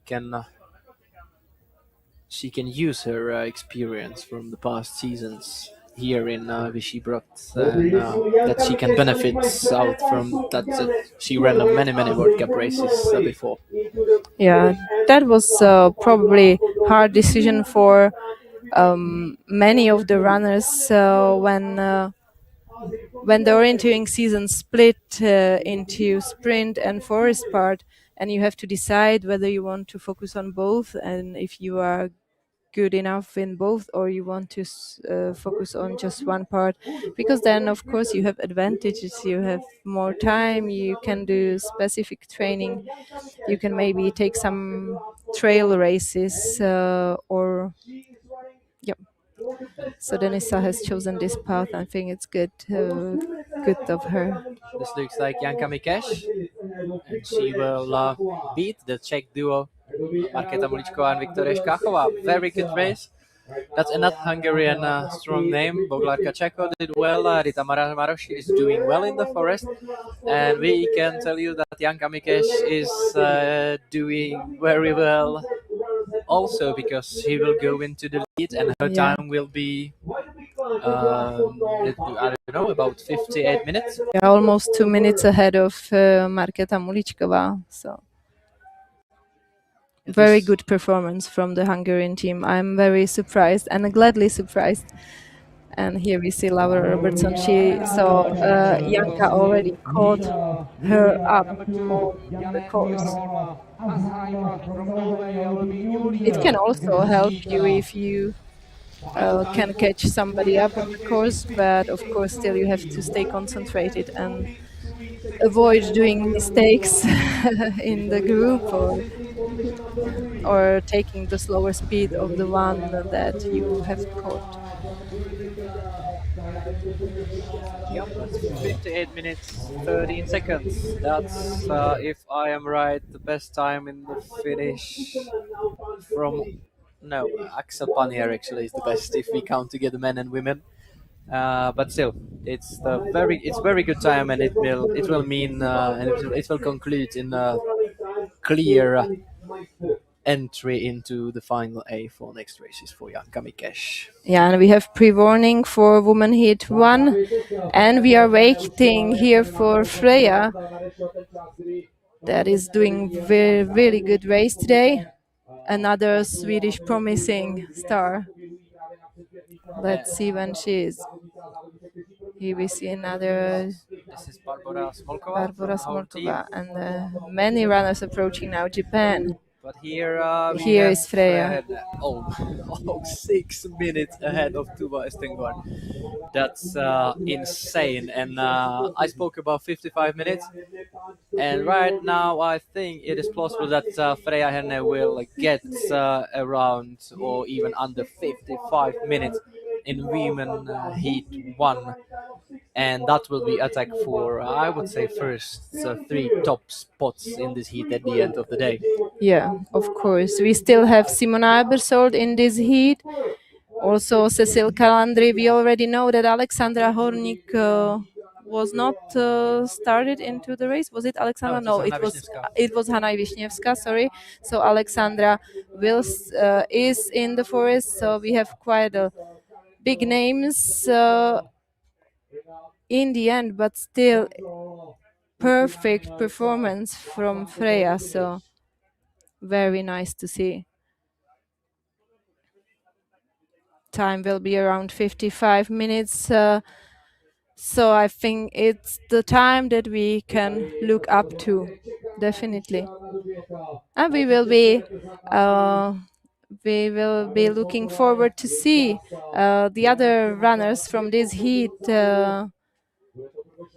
In the first split ahead of Freya, there was Lucie Dietrichova, Pia Young-Vik from Norway, Denisa Králova from Czechia, and Rita Maroši from Hungary. But of course, it's just the first part of the race. We don't know, maybe Freya was doing very good performance the whole way. So let's see how it will be in the end. But now I think if she can hear the commentators from the arena, that this is the case where she can ease up a little bit, relax a little bit, and she doesn't have to push. Yeah, and I think you can probably see it a little bit. And of course, if you're a young runner, it's a little bit harder for you to tell. But if you're more experienced, then you have the feeling if it was good in the forest, if you have done a clear race, if legs were okay, so then you know you can relax a bit. On the senior level of World Cup C, So sometimes you have the feeling like you struggled, like what Jan Stříček from Czechia has told us already in the interview. But I think Freya can be confident that she did really good race. I think she can feel it now, and you see she is running, but she was actually the strongest runner probably this year on J-Walk. I was commenting on the relay race of this J-Walk, and I could see the smile. Yeah, Could you yeah, catch it? yeah. I could see a little smile there. Of course, she's really exhausted, but I could see that. So she knows that she has done a good race. When I see 5:55 in the gap to West Guardian, it reminded me that she took almost 6 minutes to the other runners on the last leg of the J-Walk relay. But now we have Janka Mikeš, the new leader of Heat 3. How was it in the forest? Oh, it was really warm. It was quite brutal. I suffered already from the beginning because yeah, it was just too warm for me, and yeah, I tried to push, but I felt like I can't go any faster. So in the uphills it was the worst. So it was really tough. What about the map and orienteering? Yeah, luckily that was kind of okay. I had, I think, solid navigation. I only made one smaller mistake to like the third last control or something, but otherwise I think it was a pretty solid race for a qualification. Thank you very much and good luck to the competitions. Thank you. So we also heard Janka Mikeš struggling physically in the terrain. But as Jan Stříček already mentioned, maybe everybody is struggling today because, of course, you can already feel, even not just see, but feel that it's really demanding course. And of course, heat is getting a little bit worse towards as the time flies.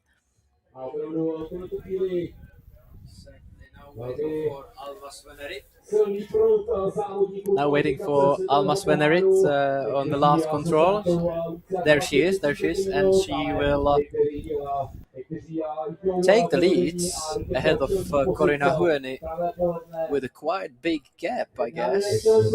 Yes, it's almost 4 minutes ahead of Corina Hueni, so that's a very good race for Alma Svennerit. Also, that's a third Swedish runner having experience from J-Walk 2024 from Pilsen. So also for her as well, it's to say back in Czechia after 2 years.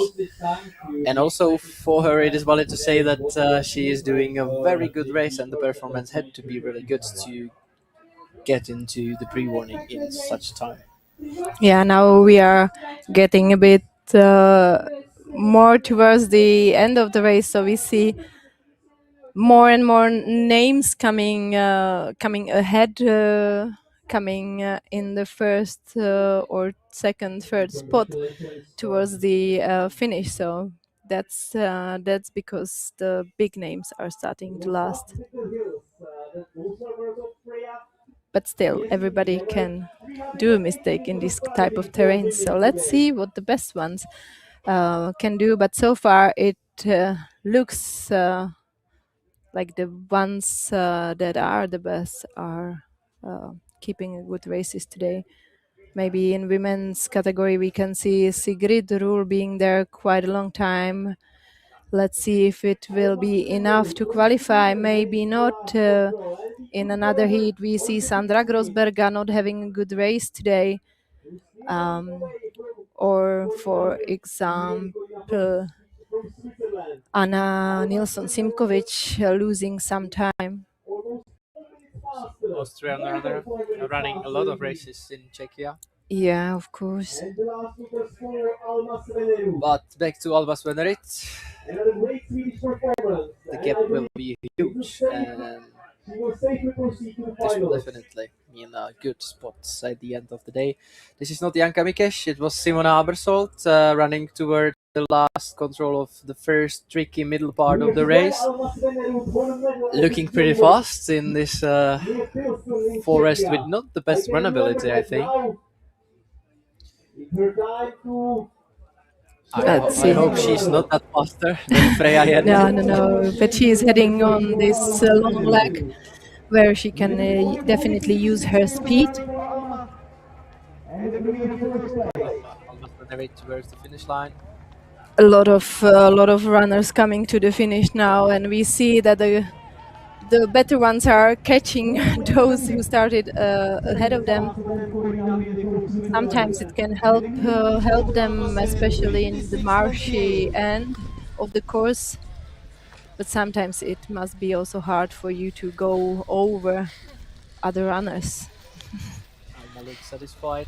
Yeah, I think she did very good race today. Yeah, we can see that for women it is more than 2 minutes from the last control towards the finish. Yes, it has to be painful. Which is very long. When we see the time of Alma Svenerud 56:28 and compared to the time of Freya Hjerne, it's 55:36. So we see now that the time 55:56 is the time where we want to aim, and it definitely will be safe to qualify. But we are still looking to see what Simona Brsold can do with this time, or other runners. But Alma Svenerud is still in the lead on all splits.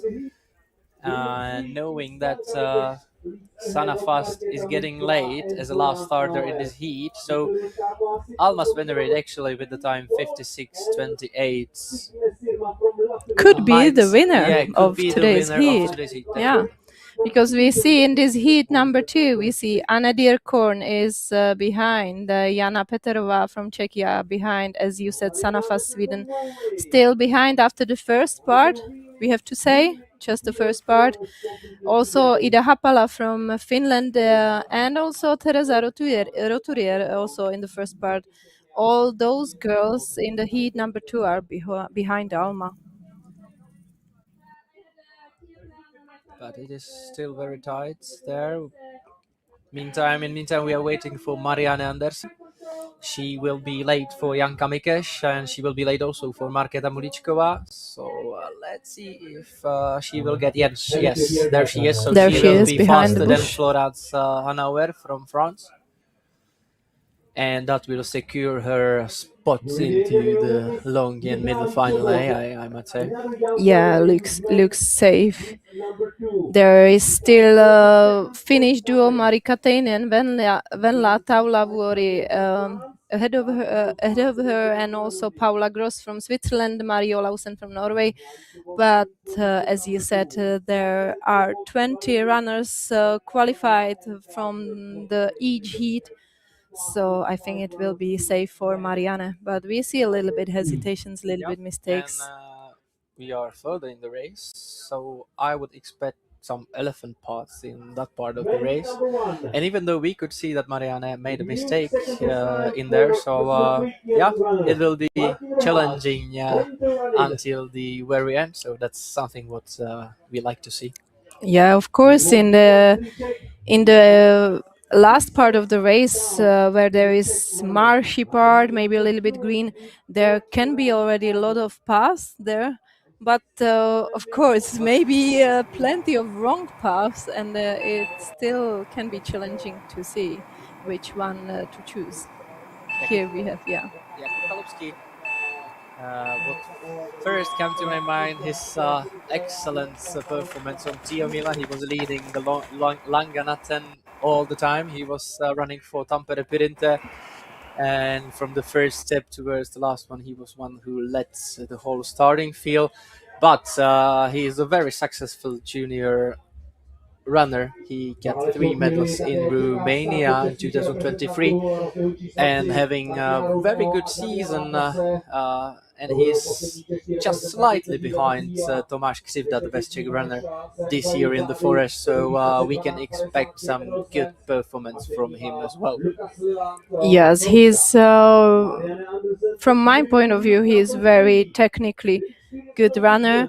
So I think this terrain will suit him pretty well.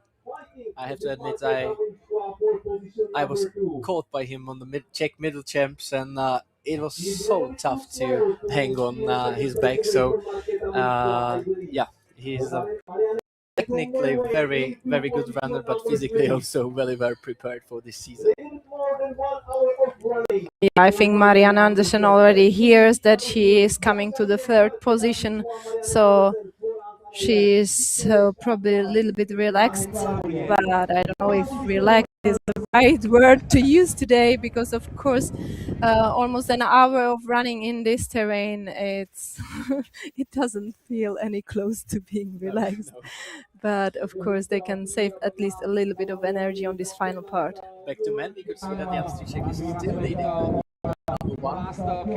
Yes, there is Jan Stříček, the first position so far, Martin Rohač, Slovakia second, and Colm Moran from Ireland on the third spot.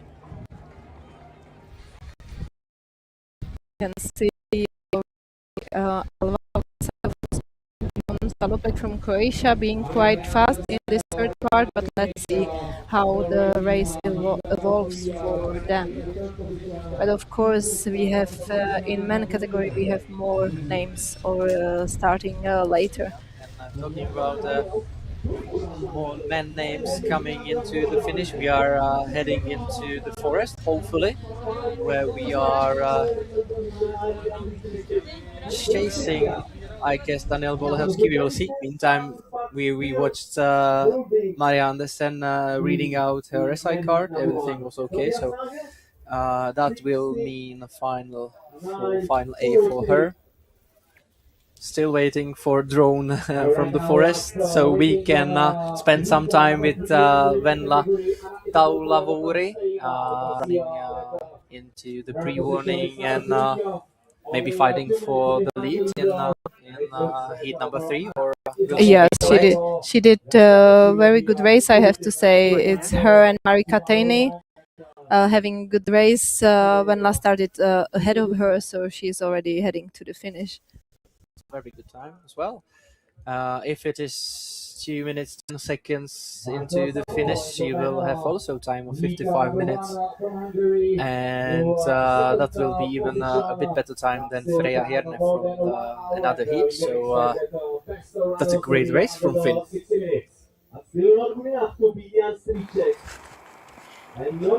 And Martin Rodney. He had a good sprint season, qualifying for WOC, running some solid races there.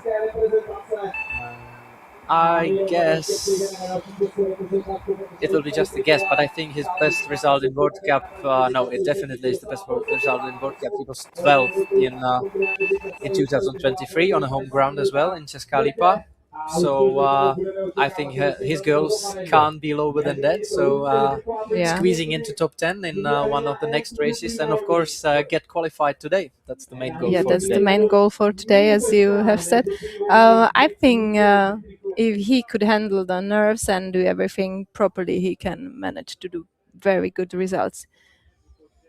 Yeah, here we see Venla towards the finish. You see already such a long way. We have said it many times. You said 2 minutes, right? Almost 2 minutes from pre-warning. For the best women, yeah. A very, very long way. And it's uphill, and it's on the sunlight. Yeah, and we could already see that we have all the women already fighting in the first, but we're still waiting for the best men to start. As we have said, Kasper Harlem-Fosser still waiting in the start line, Fabian Abersold, Gustav Mergman, also Czech Tomáš Křivda, and here we have girls, yes.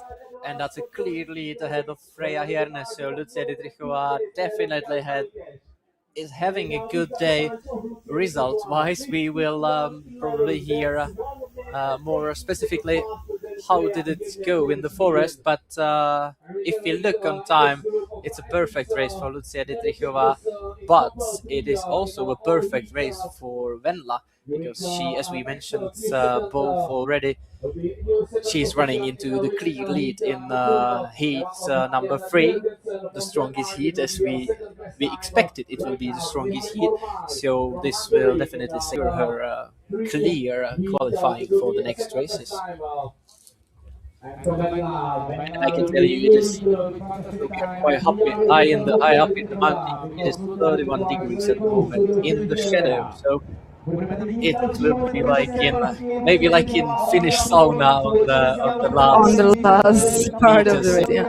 But Venla did a very good race. 1 minute 55 seconds ahead of Janka Mikeš. That's great. She looks even fine after the finish. So it almost looked like she did a secure race today. Yes, indeed. And now I expect to watch Lucia Dietrichova coming into the last control. Oh, but we can now see on the live results that Venla Taulavori is mispunched. Let's wait for the confirmation. That would be a big shame. Huge shame for Venla because she did a very good race. Slowly but surely getting close to the 50 minutes.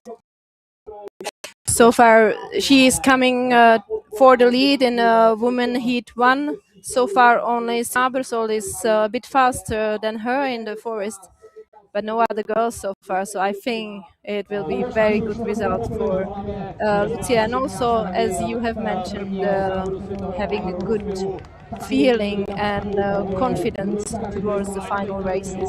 That's important. Lucia is saving some energy.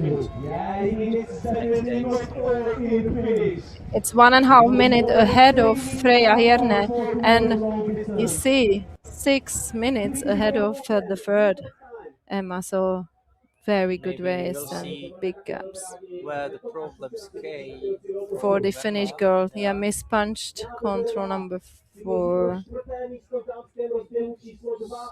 she just punched another She one. punched another one, We yeah, can't see from it the here, different but, heat. but Yeah, there is a control from a different heat, so she punched another one. Yeah.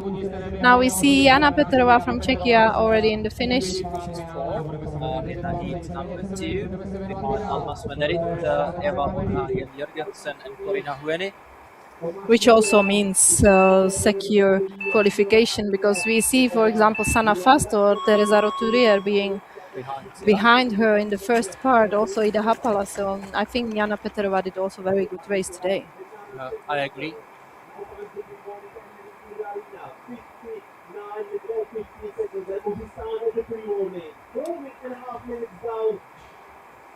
That was, I don't know if it was Henrik Johansson, another. Now we have Daniel Vandas already on the start line. He said he is looking forward to these challenging terrains, that he likes the middle distance and the characteristics of it, but he has to do also some long legs today, but I hope he will do fine. Now we see Axel still leading the heat. Very good race from Axel. Tomáš Kučera, we will soon see him on the screen, we hope. To Mihaly Chobot. And Mihaly Chobot is still a youth. He's man 18, so it's a good day for Hungary, I would say. Yeah, we already said it many times. Hungarian team is surprisingly performing so well here. Also, Jan Šedivý, the national team, Czech national team coach, in the picture, cheering for Tomáš Kučera. Yes, I think Tomáš can be satisfied that he. Of course, we said today it's qualification. You have to do safe orienteering, but there is no need to rush anywhere special and just gain some seconds. Also for the best, it doesn't play a role, because then in the finals the best ones are also having a start positions according to the ranking. So it doesn't necessarily mean that what spot you get today, that it will help you to the finals. But it looks like Tomáš is really tired. Lucia Dietrichova, new leader, women heat 1. How was it in the forest today? Yeah, it was a really tough race. I suffer a lot physically, but on the technical part it was quite okay. I made one small mistake when I wasn't exactly sure where I am, but it was all right. I think good enough for tomorrow's final. I think the time is very good, even in this hot weather. How was the impact of the weather for your achievement? Yeah, I hope that tomorrow it could be a bit colder. So I hope it's gonna be better than this. This was really tough. Thank you and good luck for tomorrow. Yeah, thank you.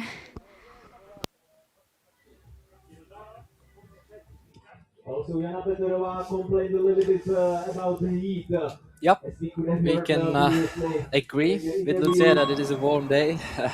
Tough terrain, tough day. Up here in the mountains. Yeah, we already see that in the women heat 1, where Lucia is currently leading. Freya second and Emma-Louise Arnesen third. We see that Rita Maramaroshi lost some time in the second part, so she is already on a current 10th position. We also see F. van Dongen being number 11. Cecile Calandri, Maya Cianoja a little bit late, so we will see.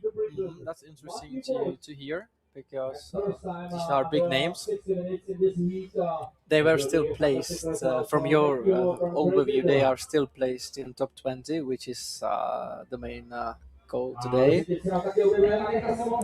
But this is a strong finish from Matthew Gooch from Great Britain. Yes, and he is pushing this man heat number 3 a bit to the better numbers. And it looks like not just strong finish. No, he just was very, very happy, because his time is 57. It's a time we can compare to Axel from France, so it will be a good time. But he definitely was happy with the performance, so he knows. Maybe the goal was today, but I think he should refocus for the next days, because this will mean a clear pass, a clear ticket to the next races. Definitely. And we will have a new leader after a long Now we can see him on the GPS, and from the course setter, we know that in that part he met a moose when he was preparing the courses, so that's close to the Swedish corner. The moose can be spotted.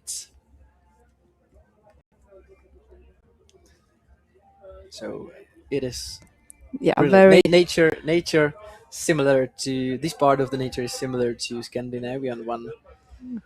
Just wild nature, wildlife. Wild nature. And actually, it's the only region in Czechia where you can meet or spot mooses sometimes. So it's quite rare to meet such an animal here in Czechia.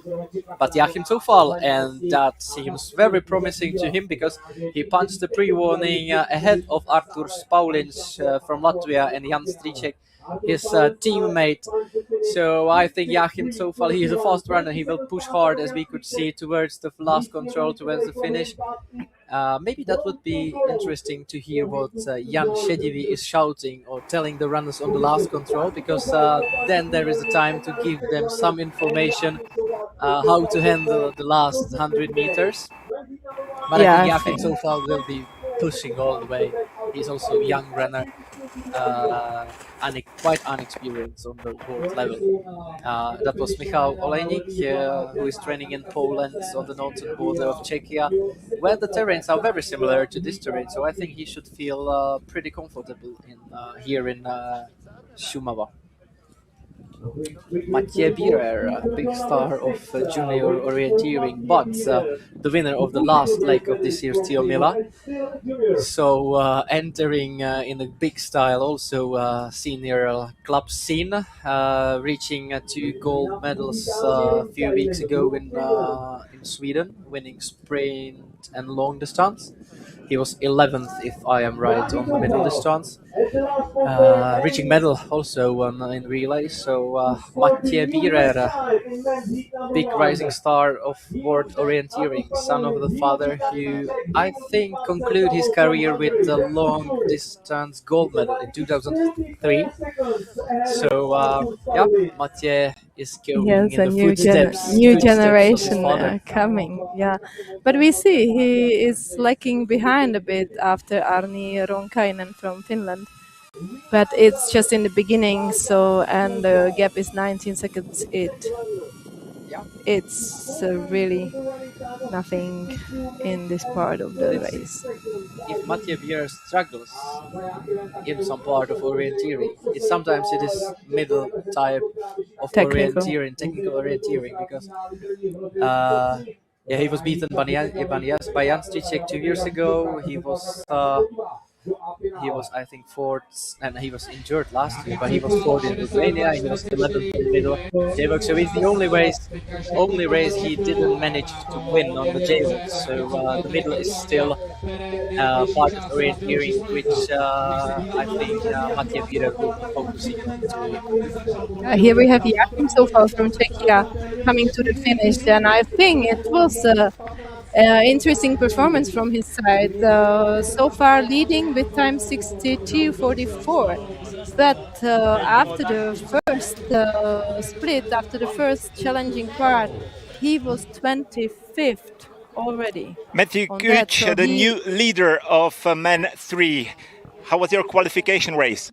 It was good, nice, steady, just trying to take things carefully in this terrain, make sure that the training I've done the last few days does match, just take it carefully, take the safe options, take good compass bearings. What else? The green is not too bad. I mean, when it's thin you can get through it, so that was pleasant. You can do, well, not pleasant, but so I did take a couple of route choices which did go through the green rather than way round. It was a bit of a up in the air for those long legs. I don't think it mattered that much, but as long as you navigated well, which is what I did do, and that was the primary goal for today. Yeah. Yeah, great. Thank you very much. I think it was great qualification and good luck for tomorrow. Right, yes, thank you very much. Should be good. It was Should be good, yeah. Yeah, it was perfect. It was nice to see Matthew that he looked like he gained energy from the race. Not that the only runner who gained energy. Lucia Sabikova definitely lost some energy, but coming second into the finish, which means a good race for her. Yeah, very good race and a safe spot to the final. So I think job done, perfect. Yep. Jonas Ferenc from Hungary. And I believe this is really the start of the red group of today's men's race, men qualification race, and we are waiting. Yes, we are waiting for Denisa Kralova. She should be soon here on the pre-warning, and will she beat Lucia Dietrichova? Yeah, they were the whole course having similar times also with Pia Youngvik from Norway. So let's see how it comes in the end. When we is she there running in the picture? And we can see that there are some elephant paths Yes. from the early starters. Just to choose the right one. Yeah. Tuukko Seppa, Finnish runner. He was selected, I think, instead of... Oh, sorry, but now let's focus on Denisa Kralova. And she is in the lead by margin of 2 seconds. So, no, it's cool. It's unimportant for for today to win the heat today. So because it's still the safe spot. Either if she will beat Lucia Dietrichova current leader or not, it doesn't really matter because then there is probably only Simona Abersold in the forest that can beat them.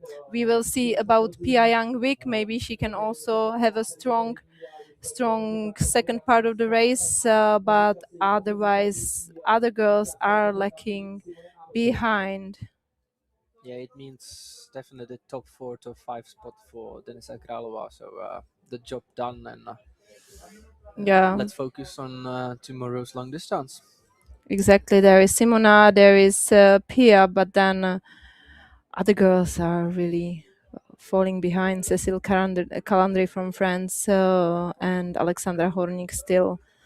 Watching replay of Denisa, it looks like very good performance. There was like 5 seconds mistake, yeah, just hesitation on the control number 2, but then it was a clear race, at least from we could see on GPS. So that was.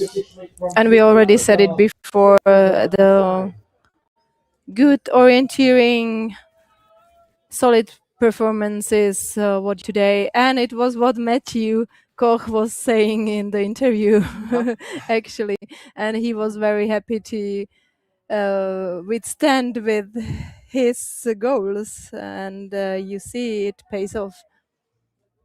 Denisa coming all the way to the finish, very hard finish, but she knows she has done a good job. She is experienced, she has to know she has done a good job, so she can take it a little bit easier now. Yeah, and she's leading another 2 Finnish runners into the finish. Extremely hot and also with dry weather here.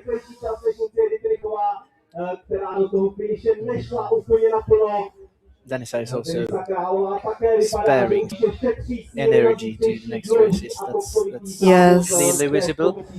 When you do the good race, you just know that with a high probability you have the time to relax. I would be curious what, for example, Van Lahari you can say, because so far she has not done a good race in the beginning, as well as Victoria Hester Björnstad. So those girls have to fight very hard. So they will have not such an option to spare some energy. As Denisa with the smile. Nice to see. Denisa knows that this is the last time she could save some energy on the leg between the last control towards the finish, because then we have 2 finals and then we have a relay with Denisa probably running in very strong Czech team. Yeah. Will aim for the top spots, so then it will be just full gas the whole rest of the week. Yes, now we have Olli Ojanaho, also very strong experienced runner. Also getting back into the World Cup after the spring season, so he is back when the forest is back. And yes. Yeah, I'm really curious what we can expect from Olli Ojanaho here in the Czech forest. Of course, he's experienced, he has some great results behind him, but now I would say it can be. Yeah, I have to say, for me, he was very good technically and physically, but last few years it's been not so confident, how to say. He can be top 6, but he can be also 30, 40 tomorrow. So we will see what is the mood of Olli Ojanaho. But here comes Lutzman, is this young Latvian runner. He came into the 2nd spot here in men heat number 3, which I think will mean ticket to the finals. That was a good race from Jacobs. We have only 2 runners under 60 minutes. Matthew and Jacobs. Yeah, definitely. To finish, but it's also nice to see a lot of runners from different parts of the world coming here to Czechia to compete. We have people from Japan, from the USA, from Hong Kong. It's really nice. Anna Dilkorn into the 3rd spot, ahead of Cilla Gardoni. A really good day for Hungarians. Yeah, so many Hungarians. I'm repeating myself, but I'm very surprised because, of course, I know they are very strong in the sprint distances in the running, but that they can manage to do so well in this type of terrain, in this demanding terrain, that really surprised me. And it's nice to see, nice to see. Yeah, definitely. With 1 year ahead of world champs in Hungary. Anyway, now we have a big hope of home crowds. Tomáš Křivda, for last 3-4 years, the best Czech orienteer. now we'll take the map and head into the qualification race. Tomáš also struggled a little bit with some minor injuries, some health issues. So hope he is back in the perfect shape, but I think so. At least what he said seems like he is. Let's see. What are the options? He has to be in the perfect shape here on the home ground. Joachim Zufall, we could see a strong finish, even though he had a bad start of the race. Actually, he's on the first split, as you said, he's out of top 20, but he managed the rest of the race. He managed that very well, and now he's leading the heat, which I think should lead to the final A for next days. But let's see. His club colleague Tomáš Kučera also probably securing a spot into the next days. But in men's class, we still have many strong names on the start list. Still starting, we could see Tomáš Křivda in the starting gate. So I think the result list in men can be shaken a little bit more. Right now, in the last part of the race. Because right now we have 12:40 and during 5-10 minutes we can expect Denisa Králova, current second spot in her heat, just 3 seconds behind Lucie Dietrichova. How was your qualification race? I started really secure and I tried to not push from the beginning, and unfortunately I did a mistake, quite big mistake to second control. I didn't see the control. I was close to the cliff, but I didn't see the control, so I lost almost 1 minute. But then I still continue quite easier. I didn't push really hard, and around 8-9 control, where was the map flip, I saw Maya, and it was good motivation for me. We ran together, and it helped. Of course, it helped every time when you run together with somebody in group. And I did some small hesitations, but overall, I'm satisfied. Thank you very much and good luck for tomorrow. Thank you. I said 5 seconds, but it was 1 minute. Yeah, we can see that Denisa will probably either keep that second spot or will be third, because there is still Simon Abersold running. But we can see in the women's category that we have some names that probably will not make it to the final, and that is Si van Dongen or Julie Basset or Sigrid Ruhl from Estonia, Paula Starke from Germany. Pia Jagmi finish on 5th place. Secure position for Pia. Also a very good sprint runner, but she is the one of those that I said that can do very well both in sprint orienteering and in the forest. World champs in Italy, so she's now third over the current season of the World Cup. So definitely she will fight also for as many points as possible to be on the top spots at the end of the season in the World Cup. Anton Johansson, he had a great race on the middle distance last year in Finland, in Kuopio. So he will be definitely, if he passed through, which I believe he will do, he will be one of the biggest runners, medal contenders in the middle distance on Saturday.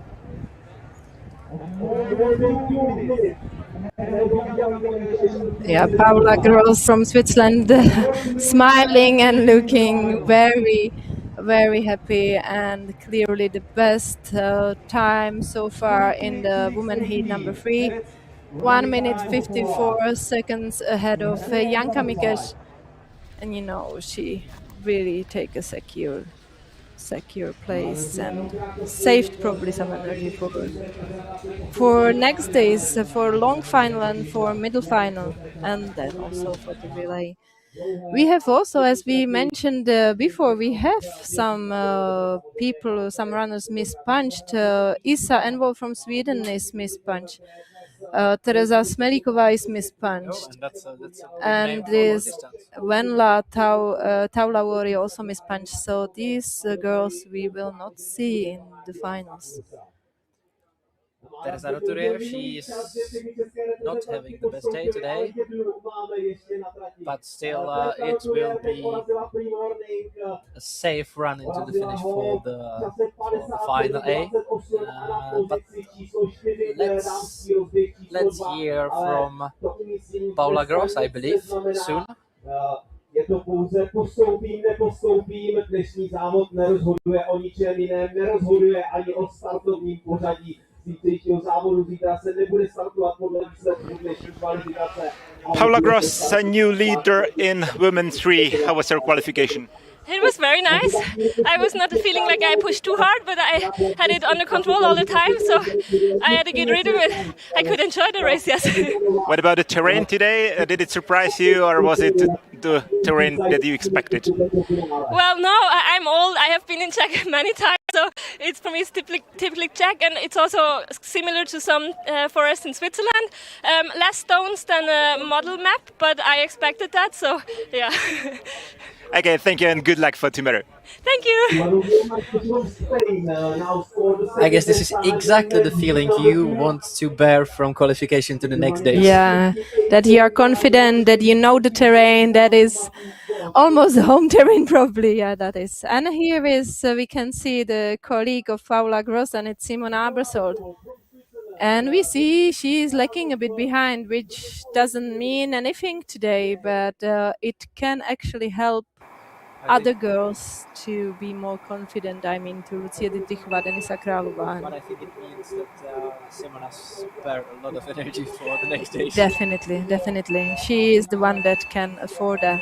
We will be curious what Daniel Hubmann will do on this course, because of course he is a very, very experienced runner, but he manages challenging terrains very well, and he can be very fluent in his performance, which will be important. I can tell you that he was 11 times on the podium in the World Cup, and he won, actually he was 78 times on the podium in the World Cup race. That's really a runner who's most experienced in World Cup. Zaroturier, 4th place, probably not the best race, but yeah, but it doesn't matter today. Doesn't matter how many minutes she's lagging behind. She's secured the finals, and of course, the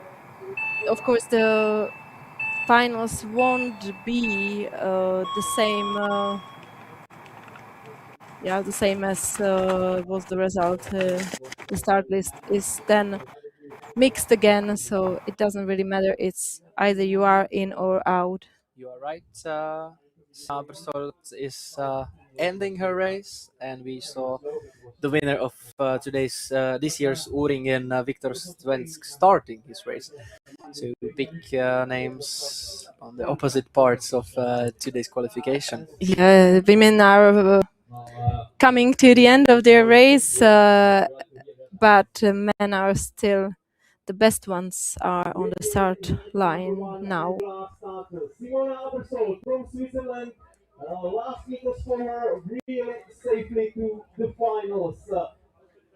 Yeah, she seems to be very aware of her performance, that she did very well. I'm curious how many runners keep coming into the finish. We will see in the next days. Yeah, today is quite a lot, right? Let's enjoy that. But of course, you can see the speed. This is not Simona doing a sprint finish. This is just Simona securing with a very good performance, her spot in the final races for the next days. And I think this picture is dangerous for all her competitors, because this means she will be fresh for the next days. Of course, just showing I'm here, I'm in a good shape, always prepared for fighting. But this is Fabian Abersold, her brother, coming to the finish? I thought so as well, but it's Ueli Verren, I think. Aha, sorry. Yeah, he looks like, similar. Yeah, exactly. sorry. But Elrik Langedal Breivik on the start line, also one of the favorites for today's race, I would say. Yeah, he had actually he started to be top world runner 2 years ago, just smashing EOG Hungary. But then I think he experienced not the best world champs last year.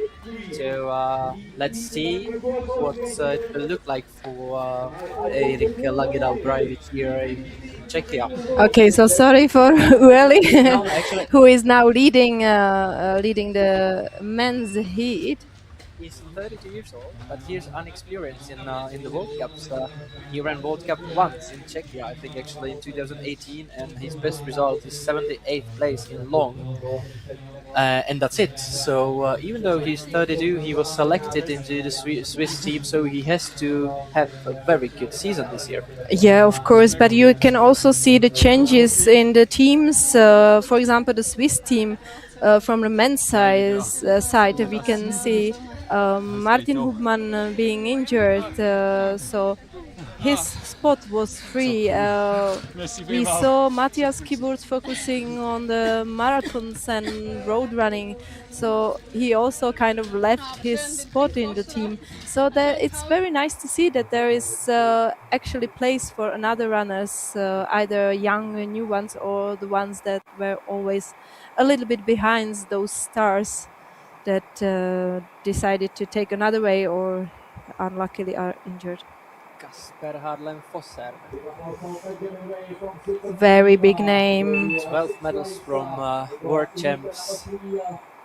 But he was third behind the Svensk brothers on Noringen. He was, in his comments, he was not completely satisfied with his performances, and he was mentioning exactly that transfer between the sprint and forest season, and he said it was too demanding, too physically tough for him to run in the forest after half year of running just sprints and on the flat surface. I can imagine. Of course, you are trying to combine both, but yeah, it's tough.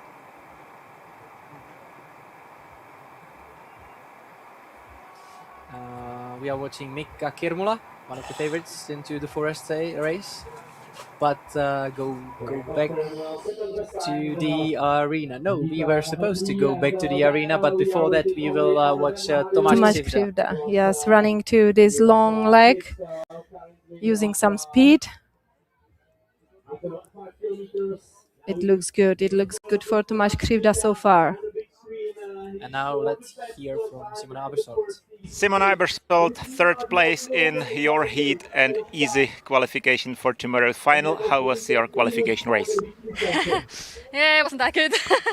I think it was exactly what I needed for tomorrow. Some race where I'm not happy with, so it's gonna be better tomorrow, and then I'll be fully focused. But yeah, it was. There was one big mistake, probably 3 minutes in the green, and I had no idea where I was. And then I knew that it would probably be enough to qualify, so I didn't get stressed at all. But it was a bit. It took a bit of my self-confidence.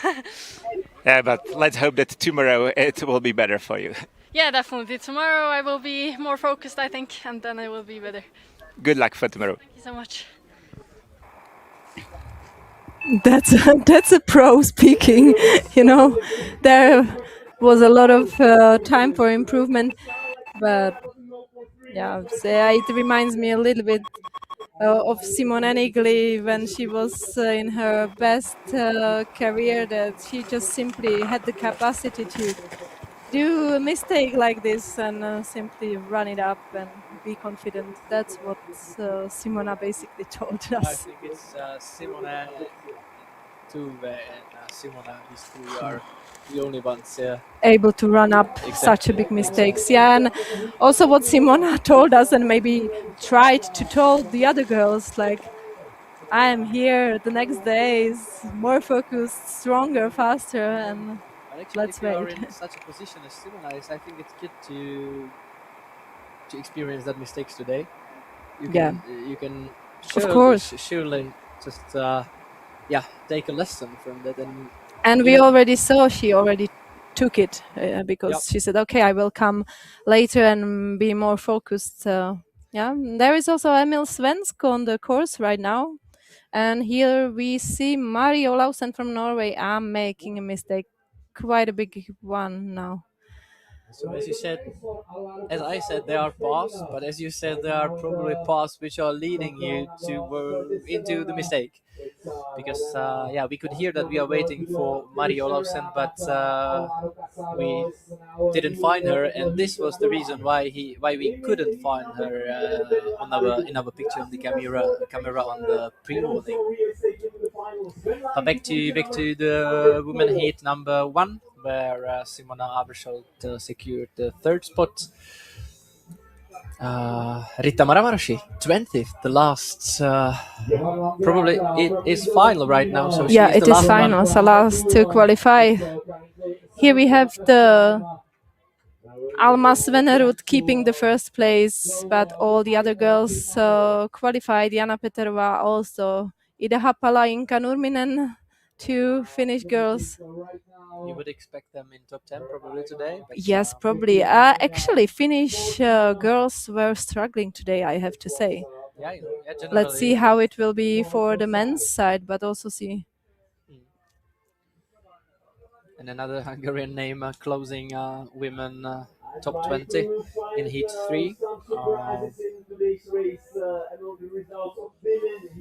Can we find someone in the women's class, if we go through all the heats, who surprisingly just fell out of the finals?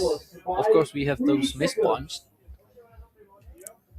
Yes, they are, as you said, mispunched, but also maybe Ifan Dungen, but she is more of a sprint runner. Julie Basset is out. Sigrid Ruhl from Estonia is out.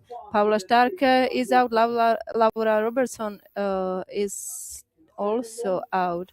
But then we have Sandra Grossberger, 21st position, as well as Karina Polzer from Austria. And from that heat number 3 that we have said is probably the toughest is Anna Nilsson Simkovic, position 25th. We can see good race from Alvaro Casado from Spain. He will probably be the leading Czech runner, so we will have a new winner.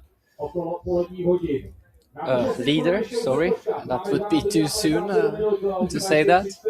But from the heat number 3 back to the women's class, I can see that Clara Boy, she is 18, so that was close. And she will have to, it was like 35 seconds and she would be out, so she will have to be better tomorrow, I would say. Yeah, of course, it takes, she's also quite young runner, and it takes a lot of experience to do proper job in the qualification to keep the nerves calm and just do orienteering. And we could see even bigger names having some problems. Venla Harju from Finland finished on the 4th position in the end, but in the beginning she had quite a lot of problems in the first part. So yeah, it's hard for runners that are probably not as experienced to keep it all the way through. We have comparison of Alvaro Casado, who will take the lead from Joachim Zufall here in the arena.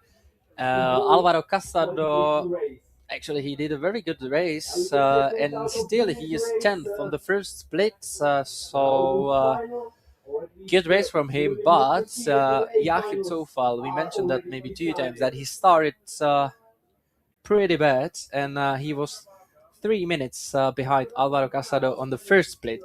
But now it will be quite tight between them, and Alvaro Casado will beat Joachim Zufall, but it will be by some 40 seconds. So Joachim Zufall had a great race after the first part, which was not the best for him.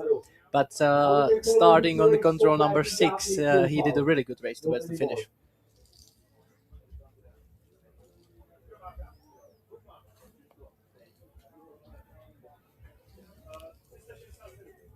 Let's wait who will appear to us in this. I have the information that we are searching in the forest through Searching, the forest to Daniel Hubmans, but we will see if we will find him among the trees. And Not yet. But we have Alvaro Casado, Spanish runner with a good result. I think hopefully securing a spot in the finals, but leading right now. Men's heat with decent time, just 2 minutes over 1 hour. Yes, I think it could be enough for the final. I hope for Alvaro and also for Joachim so far. But there is still quite a lot of runners now in heat number 1 ahead. Fabiana Brsol, Tomáš Křivda from Czechia running also very well. Axel Ruohola. And yeah, we will see. We can see comparison again. Here it looks like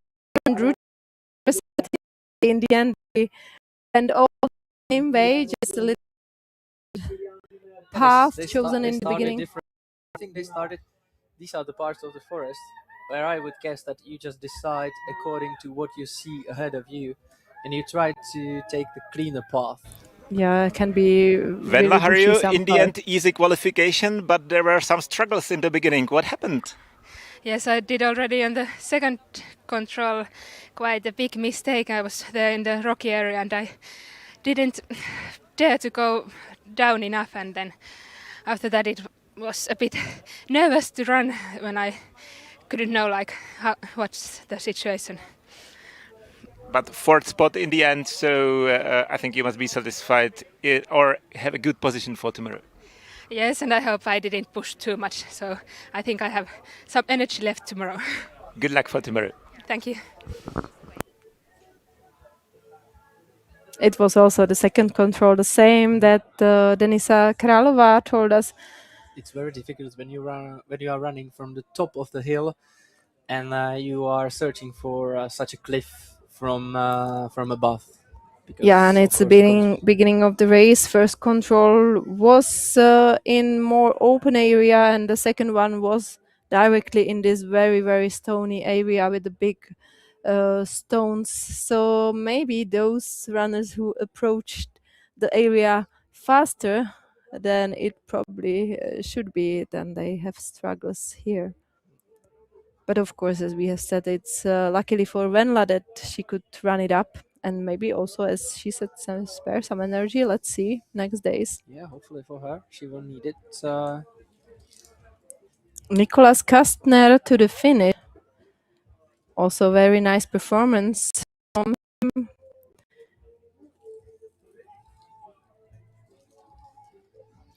She was 38 on Oringen. So not the best results for Austrian in the elite. And his best result in the World Cup is 39 spots here in Czechia, 2023.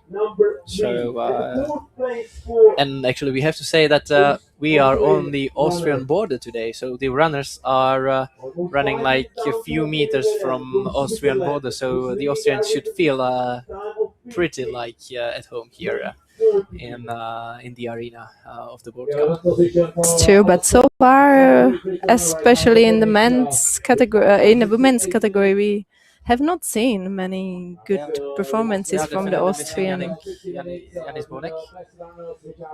So the others have to step up and fight for Austrian national team.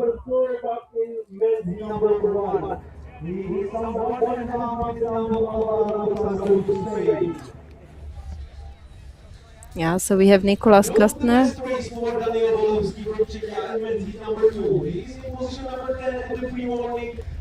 Will it be enough? We will see. But now let's go to interview.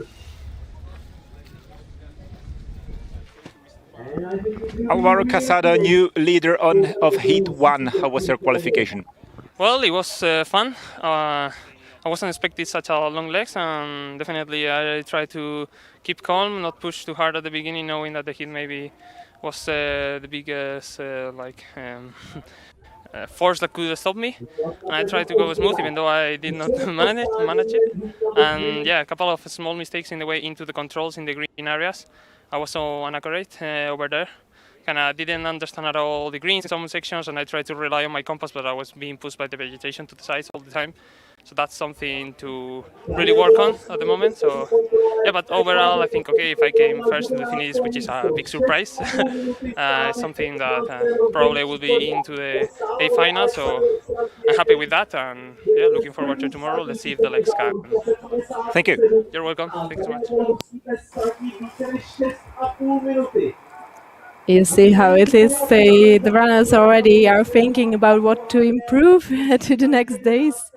It was the same with Simon Abersold, and Alvaro Casado was talking about the green areas, that it was hard for him to navigate in them.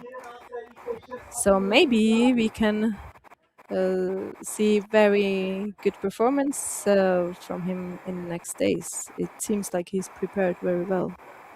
Yeah, it's nice to see the Spanish Orienteers on the top. But who is on the top for a longer time? It's Kasper Harlem Fosser. He's always so fast when you watch him running through the forest, but he's losing, and he's losing 1.5 minutes to Fabian Abersold. Yeah, he just ended this first tricky part. Now he is heading down the slope in the long leg. But I think if he did some mistakes in the first part, he is also the type of runner that can easily run it up in the next part. But of course, it will cost him some energy, but he can still, I think, be confident. Tobias Alstad from Norway. Still some time to go to the finish, but he will be the next current leader in men heat number 2. Finally beating. Yeah. It was a great performance from Axel Panier from France. We still have to highlight that. Hours to regenerate towards the tomorrow's race. So good for Axel. He started early and he delivered a very good performance. Tobias is self-confident about his performance and about the fact that he will pass into the finals. From Sweden. He lost 6 minutes to the first split times. Yeah, he will pass into the final. Yeah, very good performance. Yeah, you can see he is happy with his result and with his performance, of course. We will see how it will be. We so far see that the Axel Elmblad and Henrik Johannesson are a bit faster in the first part than Alstad. We could see that the more northern route choice towards control number 7 was a bit faster from Alstad than Panier, but it wasn't decisive, I would say. Yeah, and it's also you choose it according to your actual needs and according to your capacities. So maybe I could say Alstad will be more used to rougher terrain, whether Panier maybe can choose the road to relieve a little bit. And the microphone, Tobias Alstad from Norway, the new leader in man heat number 2. Tobias Alstad is giving an interview to the spectators in the arena. But here we see Uldis Supitis running to the finish. And that's another good Latvian performance. Very good performance. I'm surprised, I have to say, because 3 minutes ahead of Alvaro Casado, the current leader. So very good performance with this Latvian guy. Yeah. Young runner, but this is not similar to Latvia. No, I think not at all. They have a lot of flatter areas. Maybe with the green, and the details in the green that can be similar type of orienteering. Here we have a comparison between Upitis and Casado.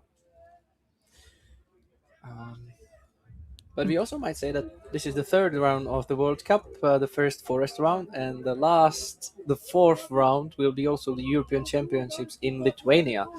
So this is very difficult for, especially for these all-rounders, because you have a sprint season for half a year, then you have a World Cup in Czechia, and then you are going to Lithuania, which you have to switch many times between the modes of your orienteering. Now we saw where the Upitis gain the time, and it was the long leg, the route choice to the number 7. He's a physically strong runner, so probably we shouldn't be surprised that he gained some time on this long leg. That's and then true. we should expect a good race from him, especially tomorrow, when it will be about more long legs, such as this one from 6 to 7. This looks like Jakub Chalupski and Axel Elmblatt. Jakub Chalupski is not rushing at all. From France, very good race. Only 2 minutes behind the leader. This time 55 minutes 38 seconds. Actually, he's losing 3 minutes to Tobias Alstad. Now I understand the self-confidence of Tobias Alstad, because he did a really good race and he knew it. But Jakub Chalupski, even though losing those 3 minutes, is on top spot and will. Yeah, still having a good race. He's 3 minutes down to Tobias Alstad, who is leading in men heat number 2. Still the stronger names in the upper parts of the result list. Tobias Alstad, new leader of men 2. How was your race? It was a pretty solid race. Technically really good. I took my time and took the extra stops I needed, so the mistakes were made. And physically it felt good. But the heat was tough, but I tried to not run all I could in the uphills to save a bit for the next races. I think that was smart. Yeah. Yeah, good luck for tomorrow. Thank you. Tobias Alstad, 24 years of age, very young runner. 2 medals from JWOC 2024, but he already ran a World Cup when he was a junior in 2024, and he was 17 in knockout sprint. But back to Axel Elmblatt, if I'm correct, yes? Yes, and Jakub Chalupski running with him. And actually Axel caught Jakub.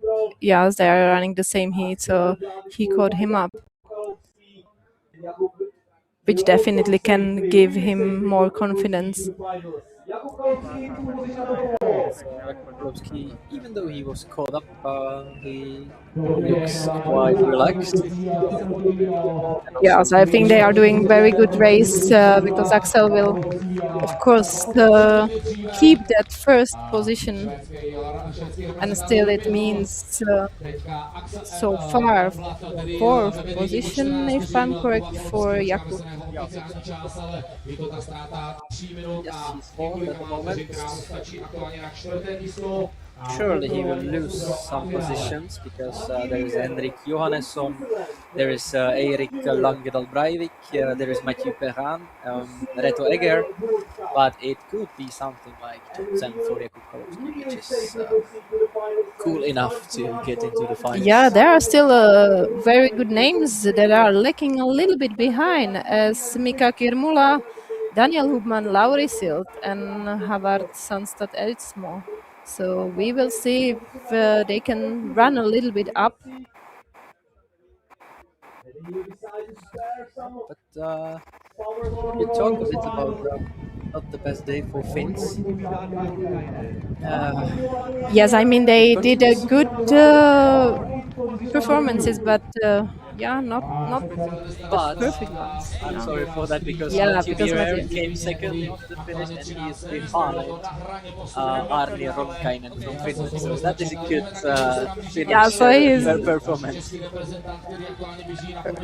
I'm sorry, I just lost him out of my radar. So Arni will be definitely top 10 in his heat. Maybe he will secure something like 5 or 6 at the end. So yeah, he saved them, because we see like not a not a 100% sure performance from Mika Kirmula, Oli Ojanaho, also in the girls team. But now back to the finish.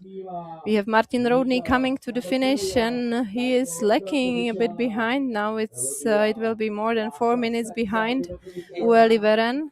He had a great start, then he lost 4 minutes in the second part of the race. But then, yeah, he caught up. Probably he fastened his pace, and now he will come fourth into the finish. Maybe we will see some GPS replay, but it looks like some big mistake for Martin happened. Yeah, I think so, because otherwise he was a contender for at least current leading. So. Yeah, that's what I was telling in the beginning. I wished for him to make a stable race, but sometimes it's some errors can occur for him. It's a pity because it will cost him some energy. Of course, yeah. The next days, because weekends he's not that relaxed. Yeah, of course. If you do a mistake like this, then you know you have to speed up a bit. Maybe you know then you can make it in the end, but there is always this that you have to speed up. So now it will be much more focusing on recovery, because he lost a lot of energy in there. He lost some confidence in there, but hopefully he will take some confidence from the first and the last part of the race, where he did really well. He just lost. We can see it here. Oh, from the ninth control, he went totally different direction. Okay, so it was maybe some map flip or some this is the compass thing. The Scandinavian corner when you need to use your compass, and all the time. That is what happened to Martin Rodney. Yeah, exactly. That's the part where the coach said just use the compass, don't care about anything much else. Yep. He explicitly said that don't take care about the features in the forest, but just follow the compass, which is completely opposite from the first part of the race. Definitely. So it's also what makes today's course, I would say, very interesting, that it changes a lot, varies from different types. And it also was the thing that runners were happy about from the model event and the trainings, that it is actually funny orienteering. Henrik Johannesson, he was quite in the lead in after the first part, but maybe lost a little bit of time in the end, but it doesn't matter for today's race. As we said, it's just qualification. He's still close to currently leading Axel Elmblad, but we know that Axel ran together with Jakub Chalupski, so probably they help each other with pacing. That's quite sure right now. But Henrik Johannesson, he was part of the Stora Tuna team, winning seventh time in a row this year's Jukkola, so that's something incredible.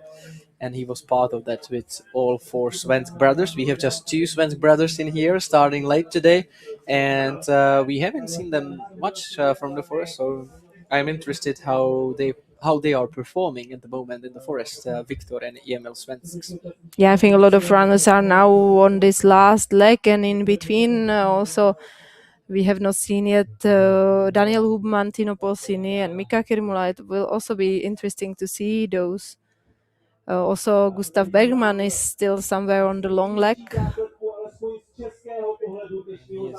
Henrik Johannesson running up towards the last control. It will be not enough for Axel Elmblad. He missed the last control as well. I think you're already so tired, and just like seeing yourself in the finish, that this can really happen just from you being tired. It looks like he will be third behind Axel Elmblad and Tobias Alstad, which is completely good enough. That was a good race for Henrik Johannesson. Yeah, I think it looks from the whole course that he was doing a stable performance, and I think he must be aware of that he has done a good job. So no need to push hard in the the last few meters. And really, really safe in the final. In position number 3 in men's heat number 2. He's Using his SI card, which was a very strange way, but understandable way how to lose a medal. But it didn't happen today. Luckily. Luckily, and hopefully it won't happen next days, because this is a very good input for Henrik into the next days. And we also have to take into account that in strong teams like Sweden, Norway, Czechia, Finland, Switzerland, from the first minute you are fighting probably for your spots in the team for relay for the last day. Yeah, definitely. Especially in these nations, as you have said. Topi Sirjalainen is doing very good job today. Coming to be a current leader in the men heat number 3. You already see such a big path there. Very long way all the way to the finish.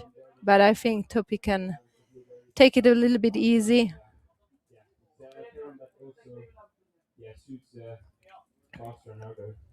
So far there is Emil Svensk running the same speed somewhere in the terrain as Topi Sirjalainen,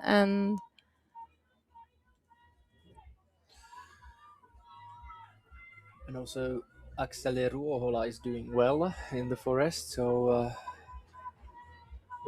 not so bad day for Finns. Yeah, I have to say the men Finnish team is doing a little bit better than Well, you women. mentioned Yeah. Mika Kirmula having not the best day. Oh yeah, that's true. Mm-hmm. But you see Akseli Ruohola, Arni Ronkainen, Topi Sirjalainen, yeah. Eetu Savolainen, yeah, they are Good job from these guys. Topi Sirjalainen, he had a very good shape last year, so I think that's one of the medal or at least top 10 contenders for the next days. It's good to see him in a good shape, and look at time. Well, Veren 53, Topi Sirjalainen maybe even faster. So we are getting closer to 50 minutes in men's class. Yeah, in men's class, yeah, we do. Daniel Konkuran from Slovakia, 18, but Daniel Vandas. How is he doing so far? Let's see what we will. Into position number 10. 5.5 minutes down. Good, actually. 5.5 minutes behind. So this is the heat where Martin Rodney did a big mistake. Yes, but he still is ahead of Daniel, so he will pass through. But for Daniel, it can get complicated, maybe.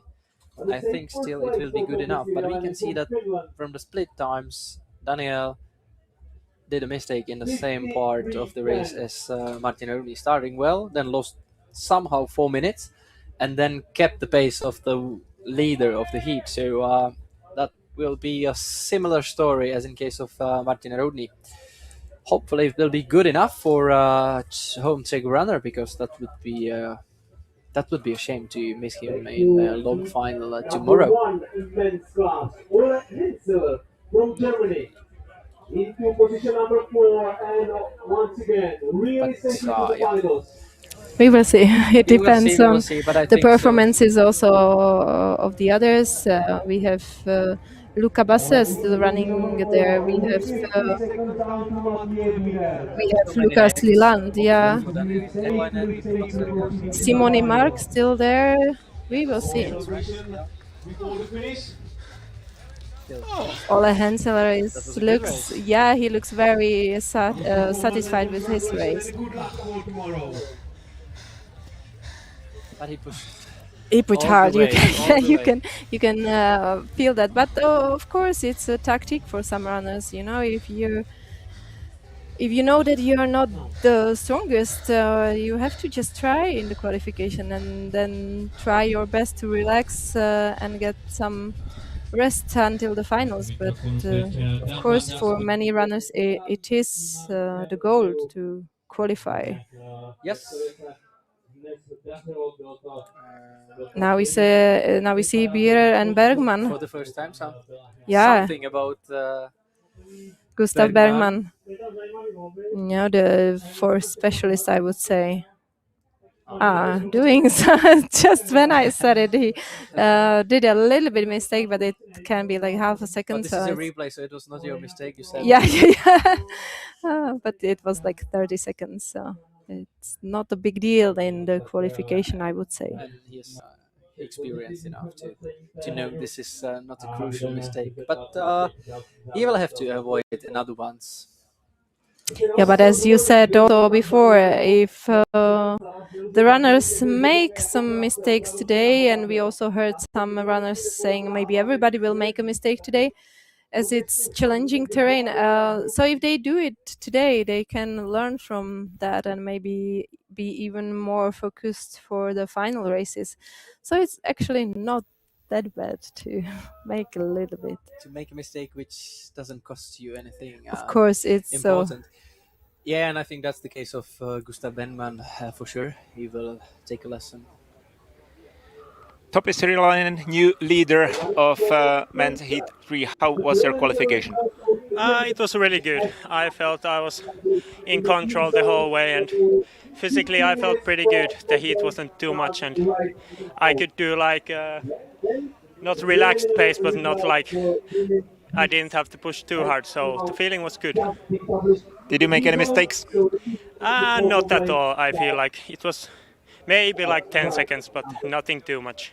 It was in control the whole way. Thank you very much and good luck for tomorrow. Thank you. Finishing his race, and once again, really safely proceeding finals. Luis Mati into position number 3. Only 40 seconds down to Mati Bierer. This is quite tight heat. Yeah. There are so many runners within 1 minute. Very tight heat, and you can already see it's getting close for some runners, like Ralph Street from the Great Britain on the 17th position. Jan Svíček from Czechia is currently at 12 positions, but still it will be tight for some of these runners. But Daniel Bolechowski, he's 17th Yeah, at the moment. I saw that Daniel Bolechowski 17th. Edgarsberg took already number 19, so it won't pass through. And I can see that Håvard Sandstad Eidsmo from Norway currently punched pre-warning. It's 19 spots. So now it's getting serious, because there are some big names. There is a junior world champion from the last year, quite close to the end, at least for tomorrow.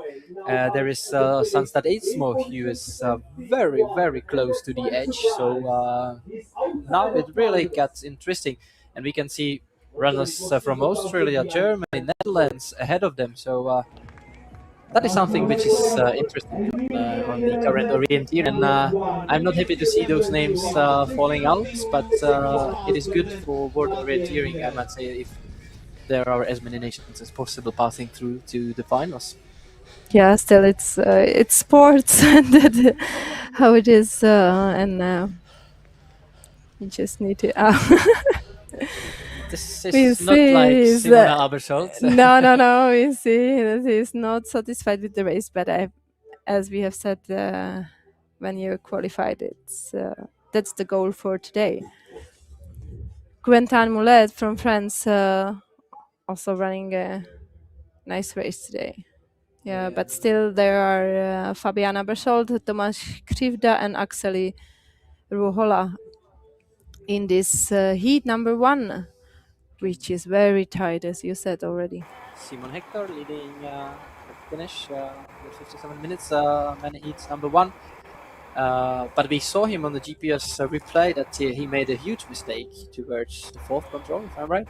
So he really pushed then and got into the lead and secured his spot for tomorrow and Saturday. Jan Stříček, you mentioned him 13 spots. I believe it will be enough, but I hope it can so. be close. It can be close. But we also saw Sebastian Inders from Italy on the first screen already, so I think it was a good performance from his side. However, Tino Corsini really safely to the finals in position number 2. Yeah, now we. In position number 6, I'm sorry, Tino Corsini is in 6th position. Now we have the Quentin Mulet, but we heard that also Tino Polsini is coming to the finish on the secure spot, 6 spots so far. But this is Quentin Mulet, and in the heat number 1, he's coming to the current lead. If I'm right, he had a good club season in Scandinavia so far.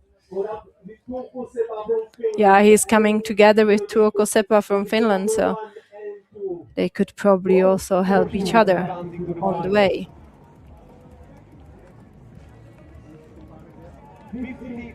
Jonas Ferret, Hungary, I believe. 3 strong names running into the finish. Yeah, but you can see the. Yeah, it's a Jonas, but also I think secure spot. But you can see Tuukka and Quentin coming really safe to the finish. Definitely sparing some energy, but maybe Tuukka is aware that he made maybe some mistakes, or maybe took it too easy. Who knows? 54:20. That's a good time. That's a very good time actually. So, but he was 1.5 minutes behind Fabian Abrasholt Yeah. TV split. So we will see how Fabian will do in the rest of the race. Here we have a comparison among Mule, Seppa and Hector. Hector already after the mistake, and I think Simon Hector, that mistake towards the fault control cost him the first spot in the fight with Quentin Mulet. But Tuukka Sepä was at the end faster as well, so Yeah, let's but wait and see. we saw Quentin Mulet took a little bit the right routers to the number 7, going a little bit around the hill, and I think at least for him it was way faster than for Seppa going all the way through the saddle. Simon Hector maybe made a mistake at the end, or was just jogging a little bit easier than anyway, Aroho, performance spot secured for tomorrow. So it's like they heard us. Heard us that. So yeah, now I would like to everything believe we is- held the situation because we almost saved the finish day. And another Finnish jersey, I think that might be Olli Uenaho maybe. Oh, looks like. But for Oli, I think it. It might be Olli, I think, yeah. I think it's Oli. Ah, yeah. He was doing well. But he was doing well. It didn't look so perfect maybe in the beginning, but now he caught up some time also. So yeah, Tomáš good. Křivda punched second spot behind Quentin Mulet. Now we got a lot of good performances from the heat number 1 coming Yeah. into the finish, and Tomáš Křivda is another one. The biggest Czech name in the game, who will be one of medal contenders in overall in next days. Obviously, Luka guys. Basset and Olli Uenaho. Looks like almost discussing like in Saving some cycling energy, peloton. saving some time when you are just cooling down. So. Yeah, this is crazy. Doing some sprints like hey. Yeah, but it's of course it's good to see them that they made a stable performances. Luka Basset, in his best years, was really good in especially in middle distance. We have to see he's same age as we are. We are commenting, and he is performing on the World Cup.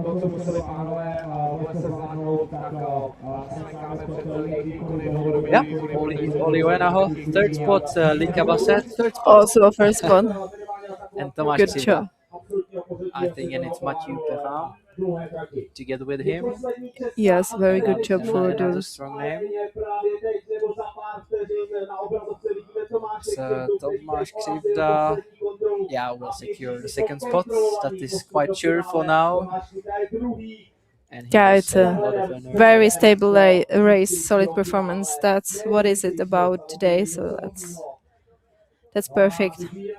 And Mathieu Perrin as well.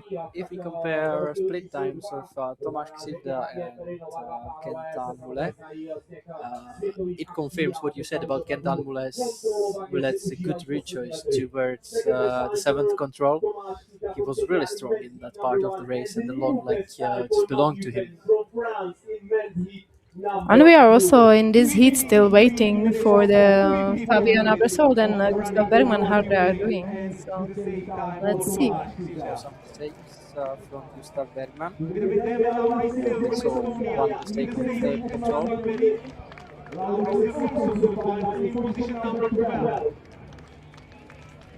So Mathieu Perrin coming to the leading position in heat number 2. It doesn't look really well for Mika Kirmula. So, and also it doesn't look so good for Dan Bolechowski in this same heat. Yeah, he's out actually. So yeah, it is Daniel Bolechowski, 22nd already now.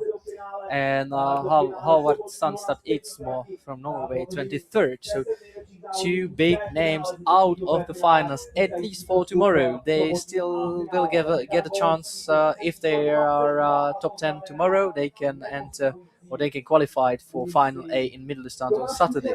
But still, it is junior world champion from the last year, Daniel Bolechowski, who lost his spot for the World Cup long distance final, and that is a big surprise, I would say. Yes, unfortunate.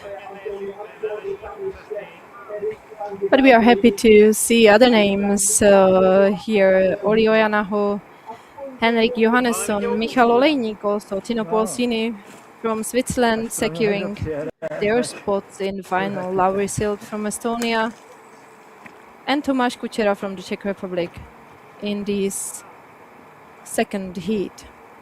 Yeah, and they are in this heat, men heat number 2. There are not so many names coming. Of course, there is Langedal Breivik, there is Johansson. But talking about Tomáš Kučera on 17 spots, it should be good enough for him to finish 19th or 20th place. And here we have Fabian Abersold. So far, 2 minutes, 2.5 minutes still left for this final push. But I think he must be aware that he has done a good job. I mean, for him, it's he is a younger brother of Simon Abersold, the whole Orienteering family. He was writing that after the sprint championship, he finally added his medal to his medal family. Everybody already had their medals, so now he has his on his own. But It's difficult to fight with Simon. yeah, it is, and in Counting their whole medals. family. But I'm surprised he managed to do today's race very well. I hope he had saved some energy, because sometimes I think he can be a little bit hot-head, or how you say, Maybe motivated, push sometimes too much. But yeah, but definitely it was a good performance from his side. And yeah, He knows he's good for today. yeah, he smiles and he knows he's good. He's safe, perfect performance from Fabian.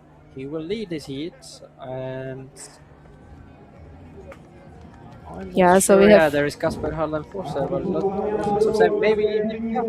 maybe so far we have Fabian Abersold, Quentin Moulet, Tomáš Křivda, Čouko Sepa, Simon Hector, Mathieu Kužel. And now we will go to the interview.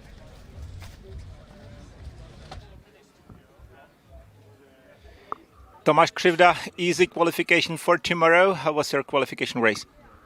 Yeah, I mean, went to the race with a clear mind, going every control quite safe and not making any mistakes.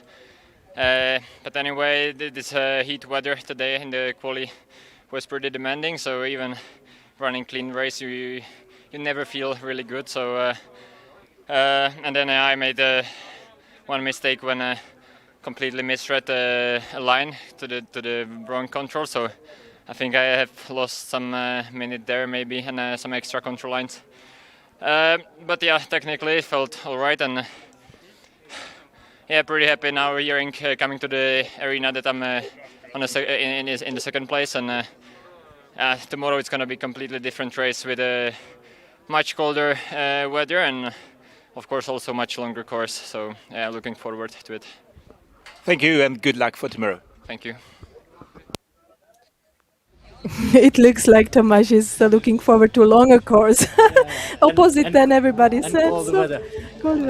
Yeah, but I think it was very good performance from him. He managed to do the first part of the race very fast. It was the same time as Fabian Abasol. Others were like lacking or like 1 minute behind. So, but we also see that Erik Langedal Breivik and Daniel Hubman are doing pretty well on their courses. So let's see. We should get them, one of them quite soon into the finish, but let's wait for that. We could see Anton Johansson reading out his SI card on the third spot. Here is Daniel Hubman. Yeah, he looks 7 to 8 very wins. relaxed. He looks very relaxed. He must be aware that he has done a good job. Or at least what I can see, I think he looks relaxed. Of course, he is always looking like running is easy, but but I think now. He didn't punch the last control. It didn't happen for the first time. I think he punched the last control, but he was not sure if the it punch was beeped. there. Yeah. So he returned back. Yeah, it's good to lose. It looks like Viktor Svensk running ahead of Daniel Hubman. Can it be Viktor Svensk? Can it be? Yeah, but Daniel Hubman. Yeah, it looks. Yeah. Viktor Svensk. He is in a man heat 3. He is coming to the third position. His brother still out there in the forest. So far is Topi Sirjalainen, Uli Veren. There will be Viktor Svensk and Luka Basse. Viktor Svensk, winner. Again, Daniel Hubman, winner of Swiss Week. So they performed well for the forest. Yeah, Daniel Hubman will not beat Mathieu Perrin, but that's not what is it about today. So he can take it easy now, save the energy for tomorrow, for the next days. Do you think can Daniel Hubman at 79 podium on the World Cup? Well, after today's performance, I can say could be. Because it would be something. It depends how. Impressive. It depends how much he can increase his speed, actually. But he seems to be very relaxed today, and I'm really really curious what he can perform. He started. Why I'm asking? He started 2005 in Japan with the first medal, and the last medal was last year in Finland.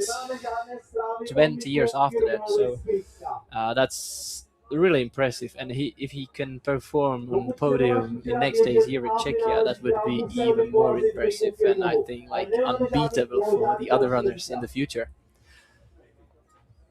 Yeah, 3 Finns in top 10, 2 French. Yeah, but we still here. We have no punch from Mika Kirmula so far. Here we can see Benjamin Way, 19th, Keith Ilsen from Norway, 20th in this heat. So in men class, it shows that the competition is really, really good one and big one. So strong names will be out of the finals for tomorrow, which is not the case of Erik Langedal Breivik, of course. It also looks like Kasper Harlem Fosser is struggling a little bit. I mean, he's still in the forest somewhere around 6th position, maybe 10th position, but yeah. But here is Breivik and another smile towards the finish. As you said, it's nice to see the smiles today because in the next days it probably won't see. Maybe on the podium next. It looks like Erik is doing everything not to win this heat. But maybe he will anyway. It will be very tight with maybe at the same time as Matthew Perina, 2-1. Maybe 1 second after. Yeah. Okay, the goal was not to win the heat. I don't know what are the rules for doping controls. Maybe you don't want to go if you are the first one. So I don't know. You can really have some energy. You can see that just behind the finish line, Erik is starting to eat some recovery stuff to be ready for tomorrow. It is Kasper Harlenfosser. Is he doing some mistake? I don't know yet. I don't know if he has punched the 12, but yeah, probably. Yes, but that was. Oi. What is he doing? But did he punch control number 30? Yeah, he did probably. He did probably, but I don't know what this was actually. Trying to think about it, maybe. He went straight down from the 30. Yeah, actually, maybe he just maybe it looked like switched a little bit in the map, or further in the map than he was in the terrain, because otherwise I can't explain this mistake. Or he didn't want to spend some time on the road, so just pass through and go into the green area. But it looks like Mika Kirmula is quite backing the game so far on the 10th position, which doesn't look good for Czech Tomáš Kučera. Kasper Harlenfosser doing mistakes in the beginning of the race. We saw the mistake in the middle part of the race, and that will result in, of course, secured spots for the next days. But I'm not sure if Kasper will have a good feeling after today's race, because at least the last mistake we could witness, it was really unnecessary one. And we also see Gustav Mergman from Sweden coming to the finish on a 6th position. Yes.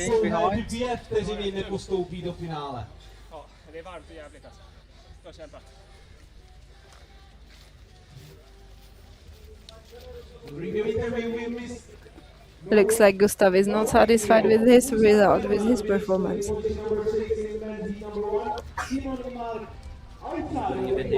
Oh, but Simon Imark, he finished 27. Erik Langendahl Breivik, new leader of Heat 2 men's class. How was their qualification? I think it was optimal. It was really going for technical approach and picking back controls really good. Actually, all the way. The speed was easy. I guess still quite warm, and felt it was feeling rough anyway. But yeah, the leg feels good. So I think tomorrow will be. It's promising to tomorrow, and hope for a good result tomorrow. Thank you, and good luck for tomorrow. Thank you. Erik Langendahl Breivik.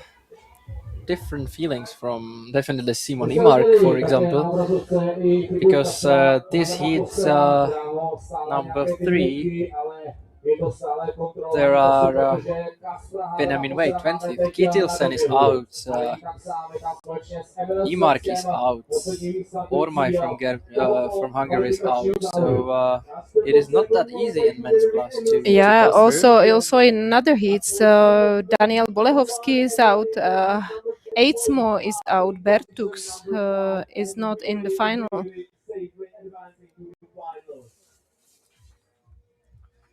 Tomáš Kučera still 20th, but Mika Kirmula. Oh, What is? Okay, this is maybe a little bit too much. I wanted to say that, but you can afford it to say that. No, but I mean, of course, it's how it is. It's qualification. If you're good enough on the course, then you can take your time towards the finish. If you make a mistake, you have to try it hard as Simone marked, but still not enough. Yeah. These are gestures. It's brave to do such a gesture because it can turn upon you into the next days. Because if he will perform like today in the next days, then it will be reminded to him. So good from Kasper doing that he's doing such a show. And we hope for some show in the forest tomorrow, because definitely, even though doing not a good race today, Kasper is the biggest favorite when it comes to long distance, because it is very, very difficult to beat him on long distance. Yeah, and this is Mika Kirmula, I guess, coming to the finish.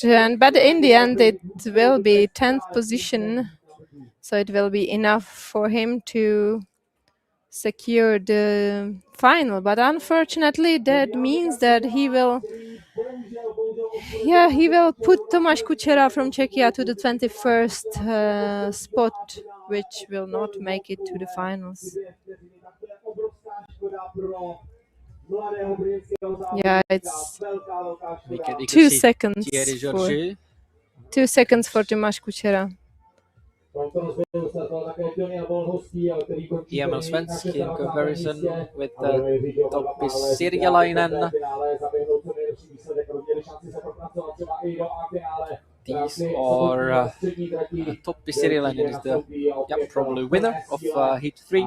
A big mistake from Svensk, yeah. In the Scandinavian corner. Especially.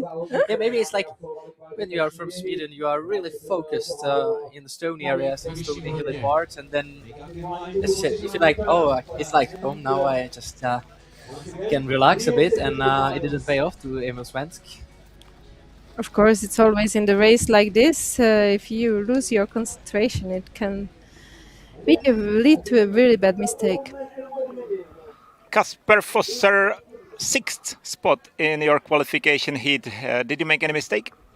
Yeah, I had one mistake on my 14 control. Really a silly thing. I was just supposed to run down to a big path, and the path was a bit more grown in than I expected, so I just ran straight past it and continued down the hill. So that was quite a silly mistake, but otherwise I ran quite clean and tried to save some energy, but it was still super tough out there in the heat. What do you expect from the long distance tomorrow? It's gonna be really tough. Hopefully we get some rain and some cooler temperatures, then maybe it will feel a bit better than today. But I expect it to be quite a brutal long distance. Thank you and good luck for tomorrow. Thanks. Quite a brutal long distance. I think that that is something what suits to Kasper Harlen Fosser. Fabian Abersholt, leader and maybe already the winner of heat number 1.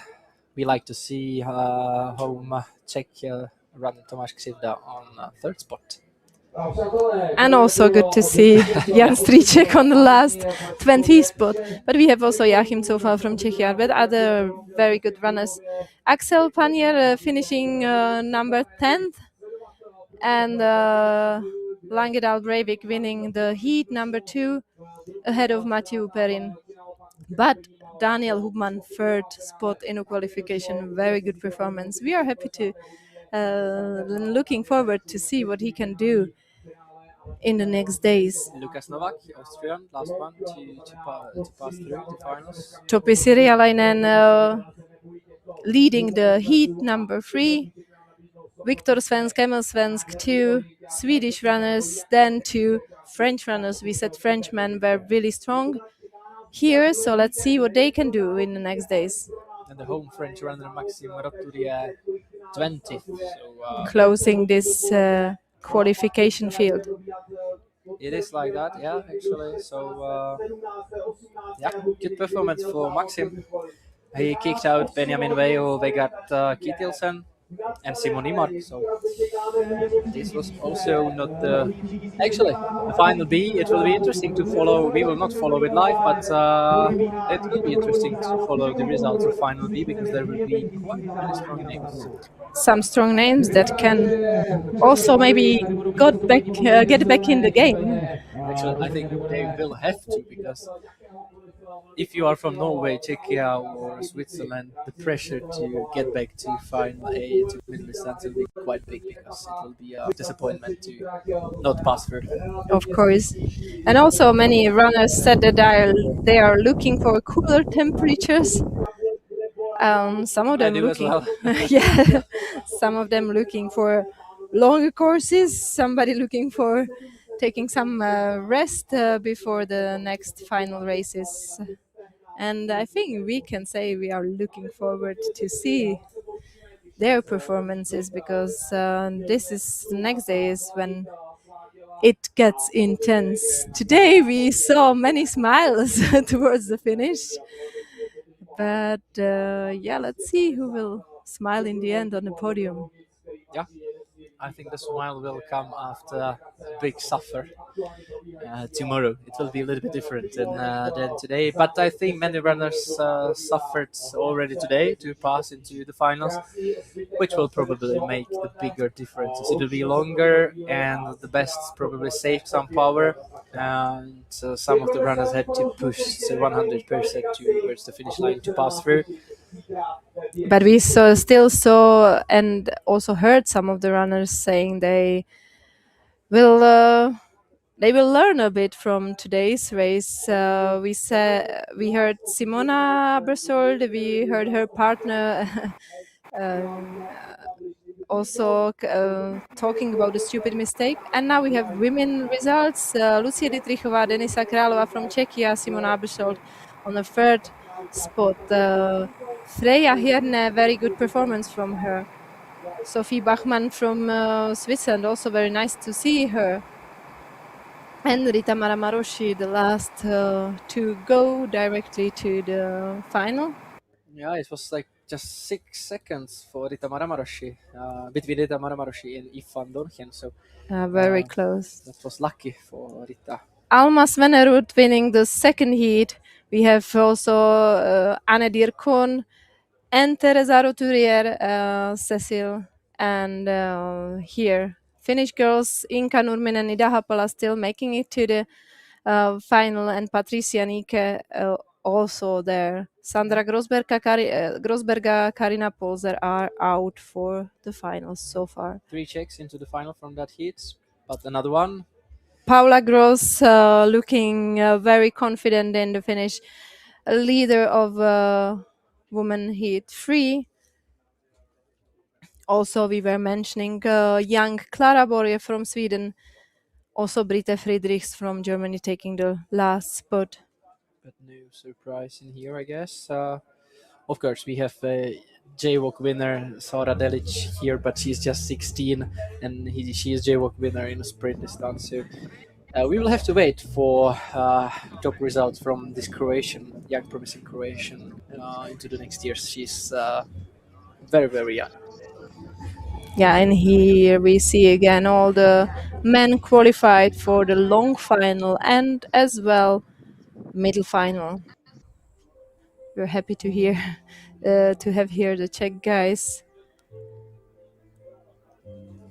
You see Ralph Street struggling a little bit. He's out. Sigurd Paulsen B, he was 29th, so that was another Norwegian. So there are like 3 Norwegians out in men's class. That's not good for Norway.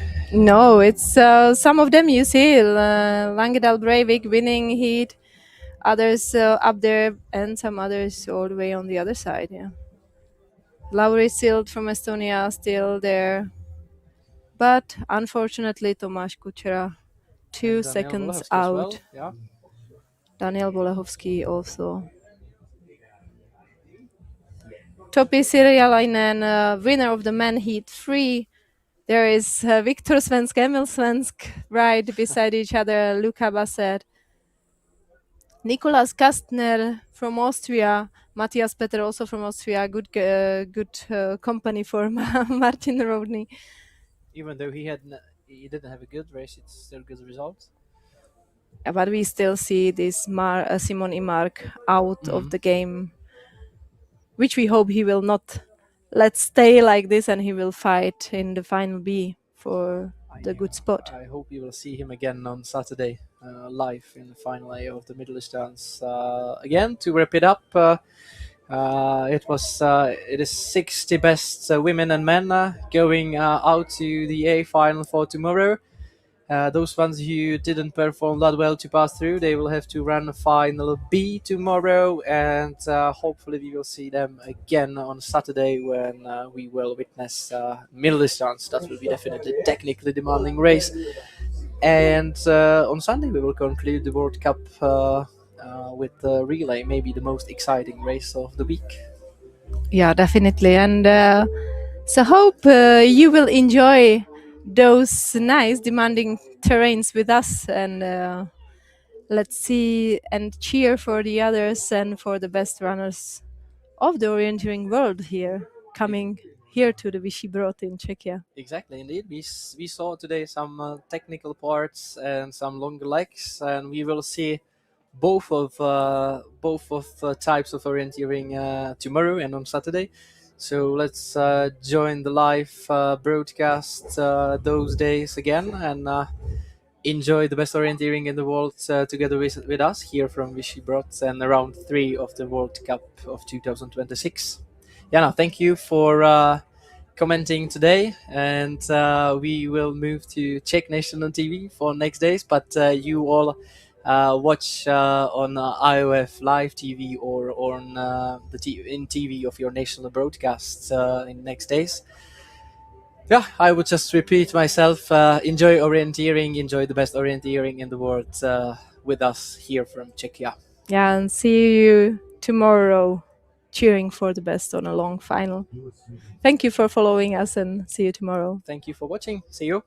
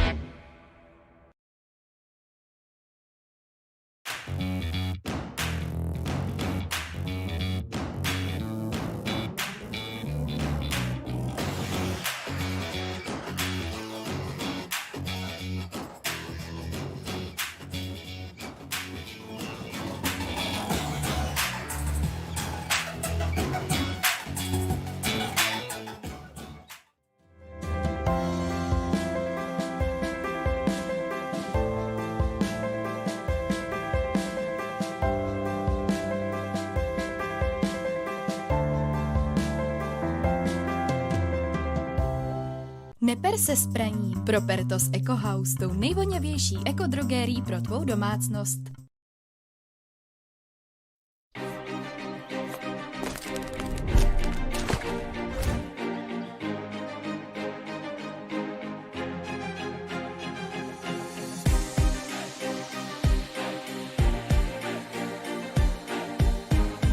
To Sweden's national orienteering team, run in Bagheera.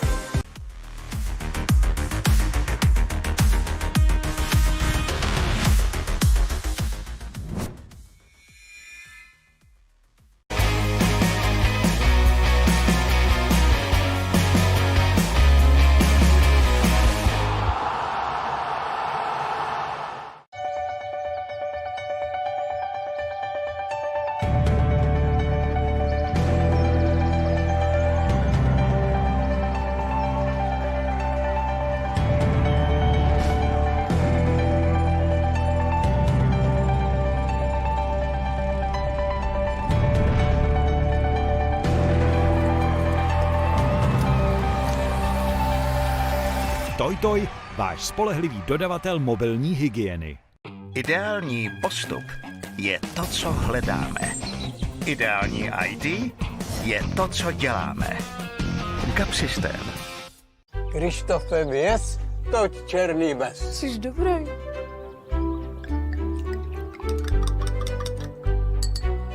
A tohle? V Brně jezdí šaliny a já jsem pil maliny. Všechno správně. Hustý, dědo.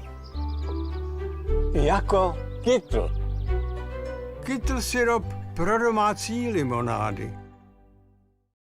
Kolik míst kolem sebe opravdu znáš? Já jsem si myslel, že znám úplně všechny. Tak to pojďme otestovat. Jdeme.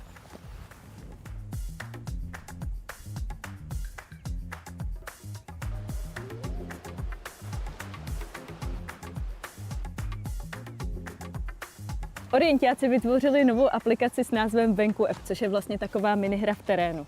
A jak to vlastně funguje? Tady si vybereme trasu a pak už můžeme vyrazit sbírat body.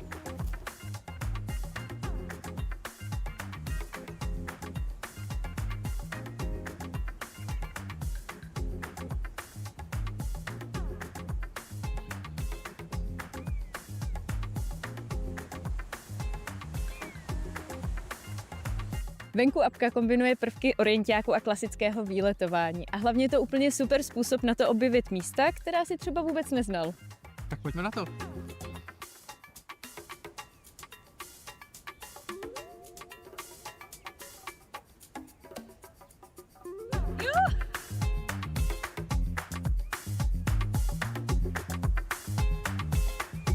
Tak co, znal jsi to tady? No, tady jsem to vůbec neznal. Tak vidíš. Aplikace vám nabídne trasu, která vás provede zajímavými místy. Vidíte, kolik bodů vás po cestě čeká, zvolíte si, kudy chcete jít a pak můžete vyrazit. Každý bod je pak označený v reálném světě QR kódem, který do apky jednoduše naskenujete foťákem. Dohromady jsme pro vás po celém Česku schovali přes 300 bodů. A pořád jich přibývá. Ti soutěživější se potom mohou porovnávat v přehledném žebříčku. O tom ale zase někdy příště. Úplně nejlepší na tom všem je, že narazíte na místa, o kterých jste třeba jako já vůbec nevěděli. Ať už jsou tam, kam jedete na výlet, nebo je máte přímo za barákem. Tak vyrazte za zážitky s Venku App a staňte se dobrodruhem.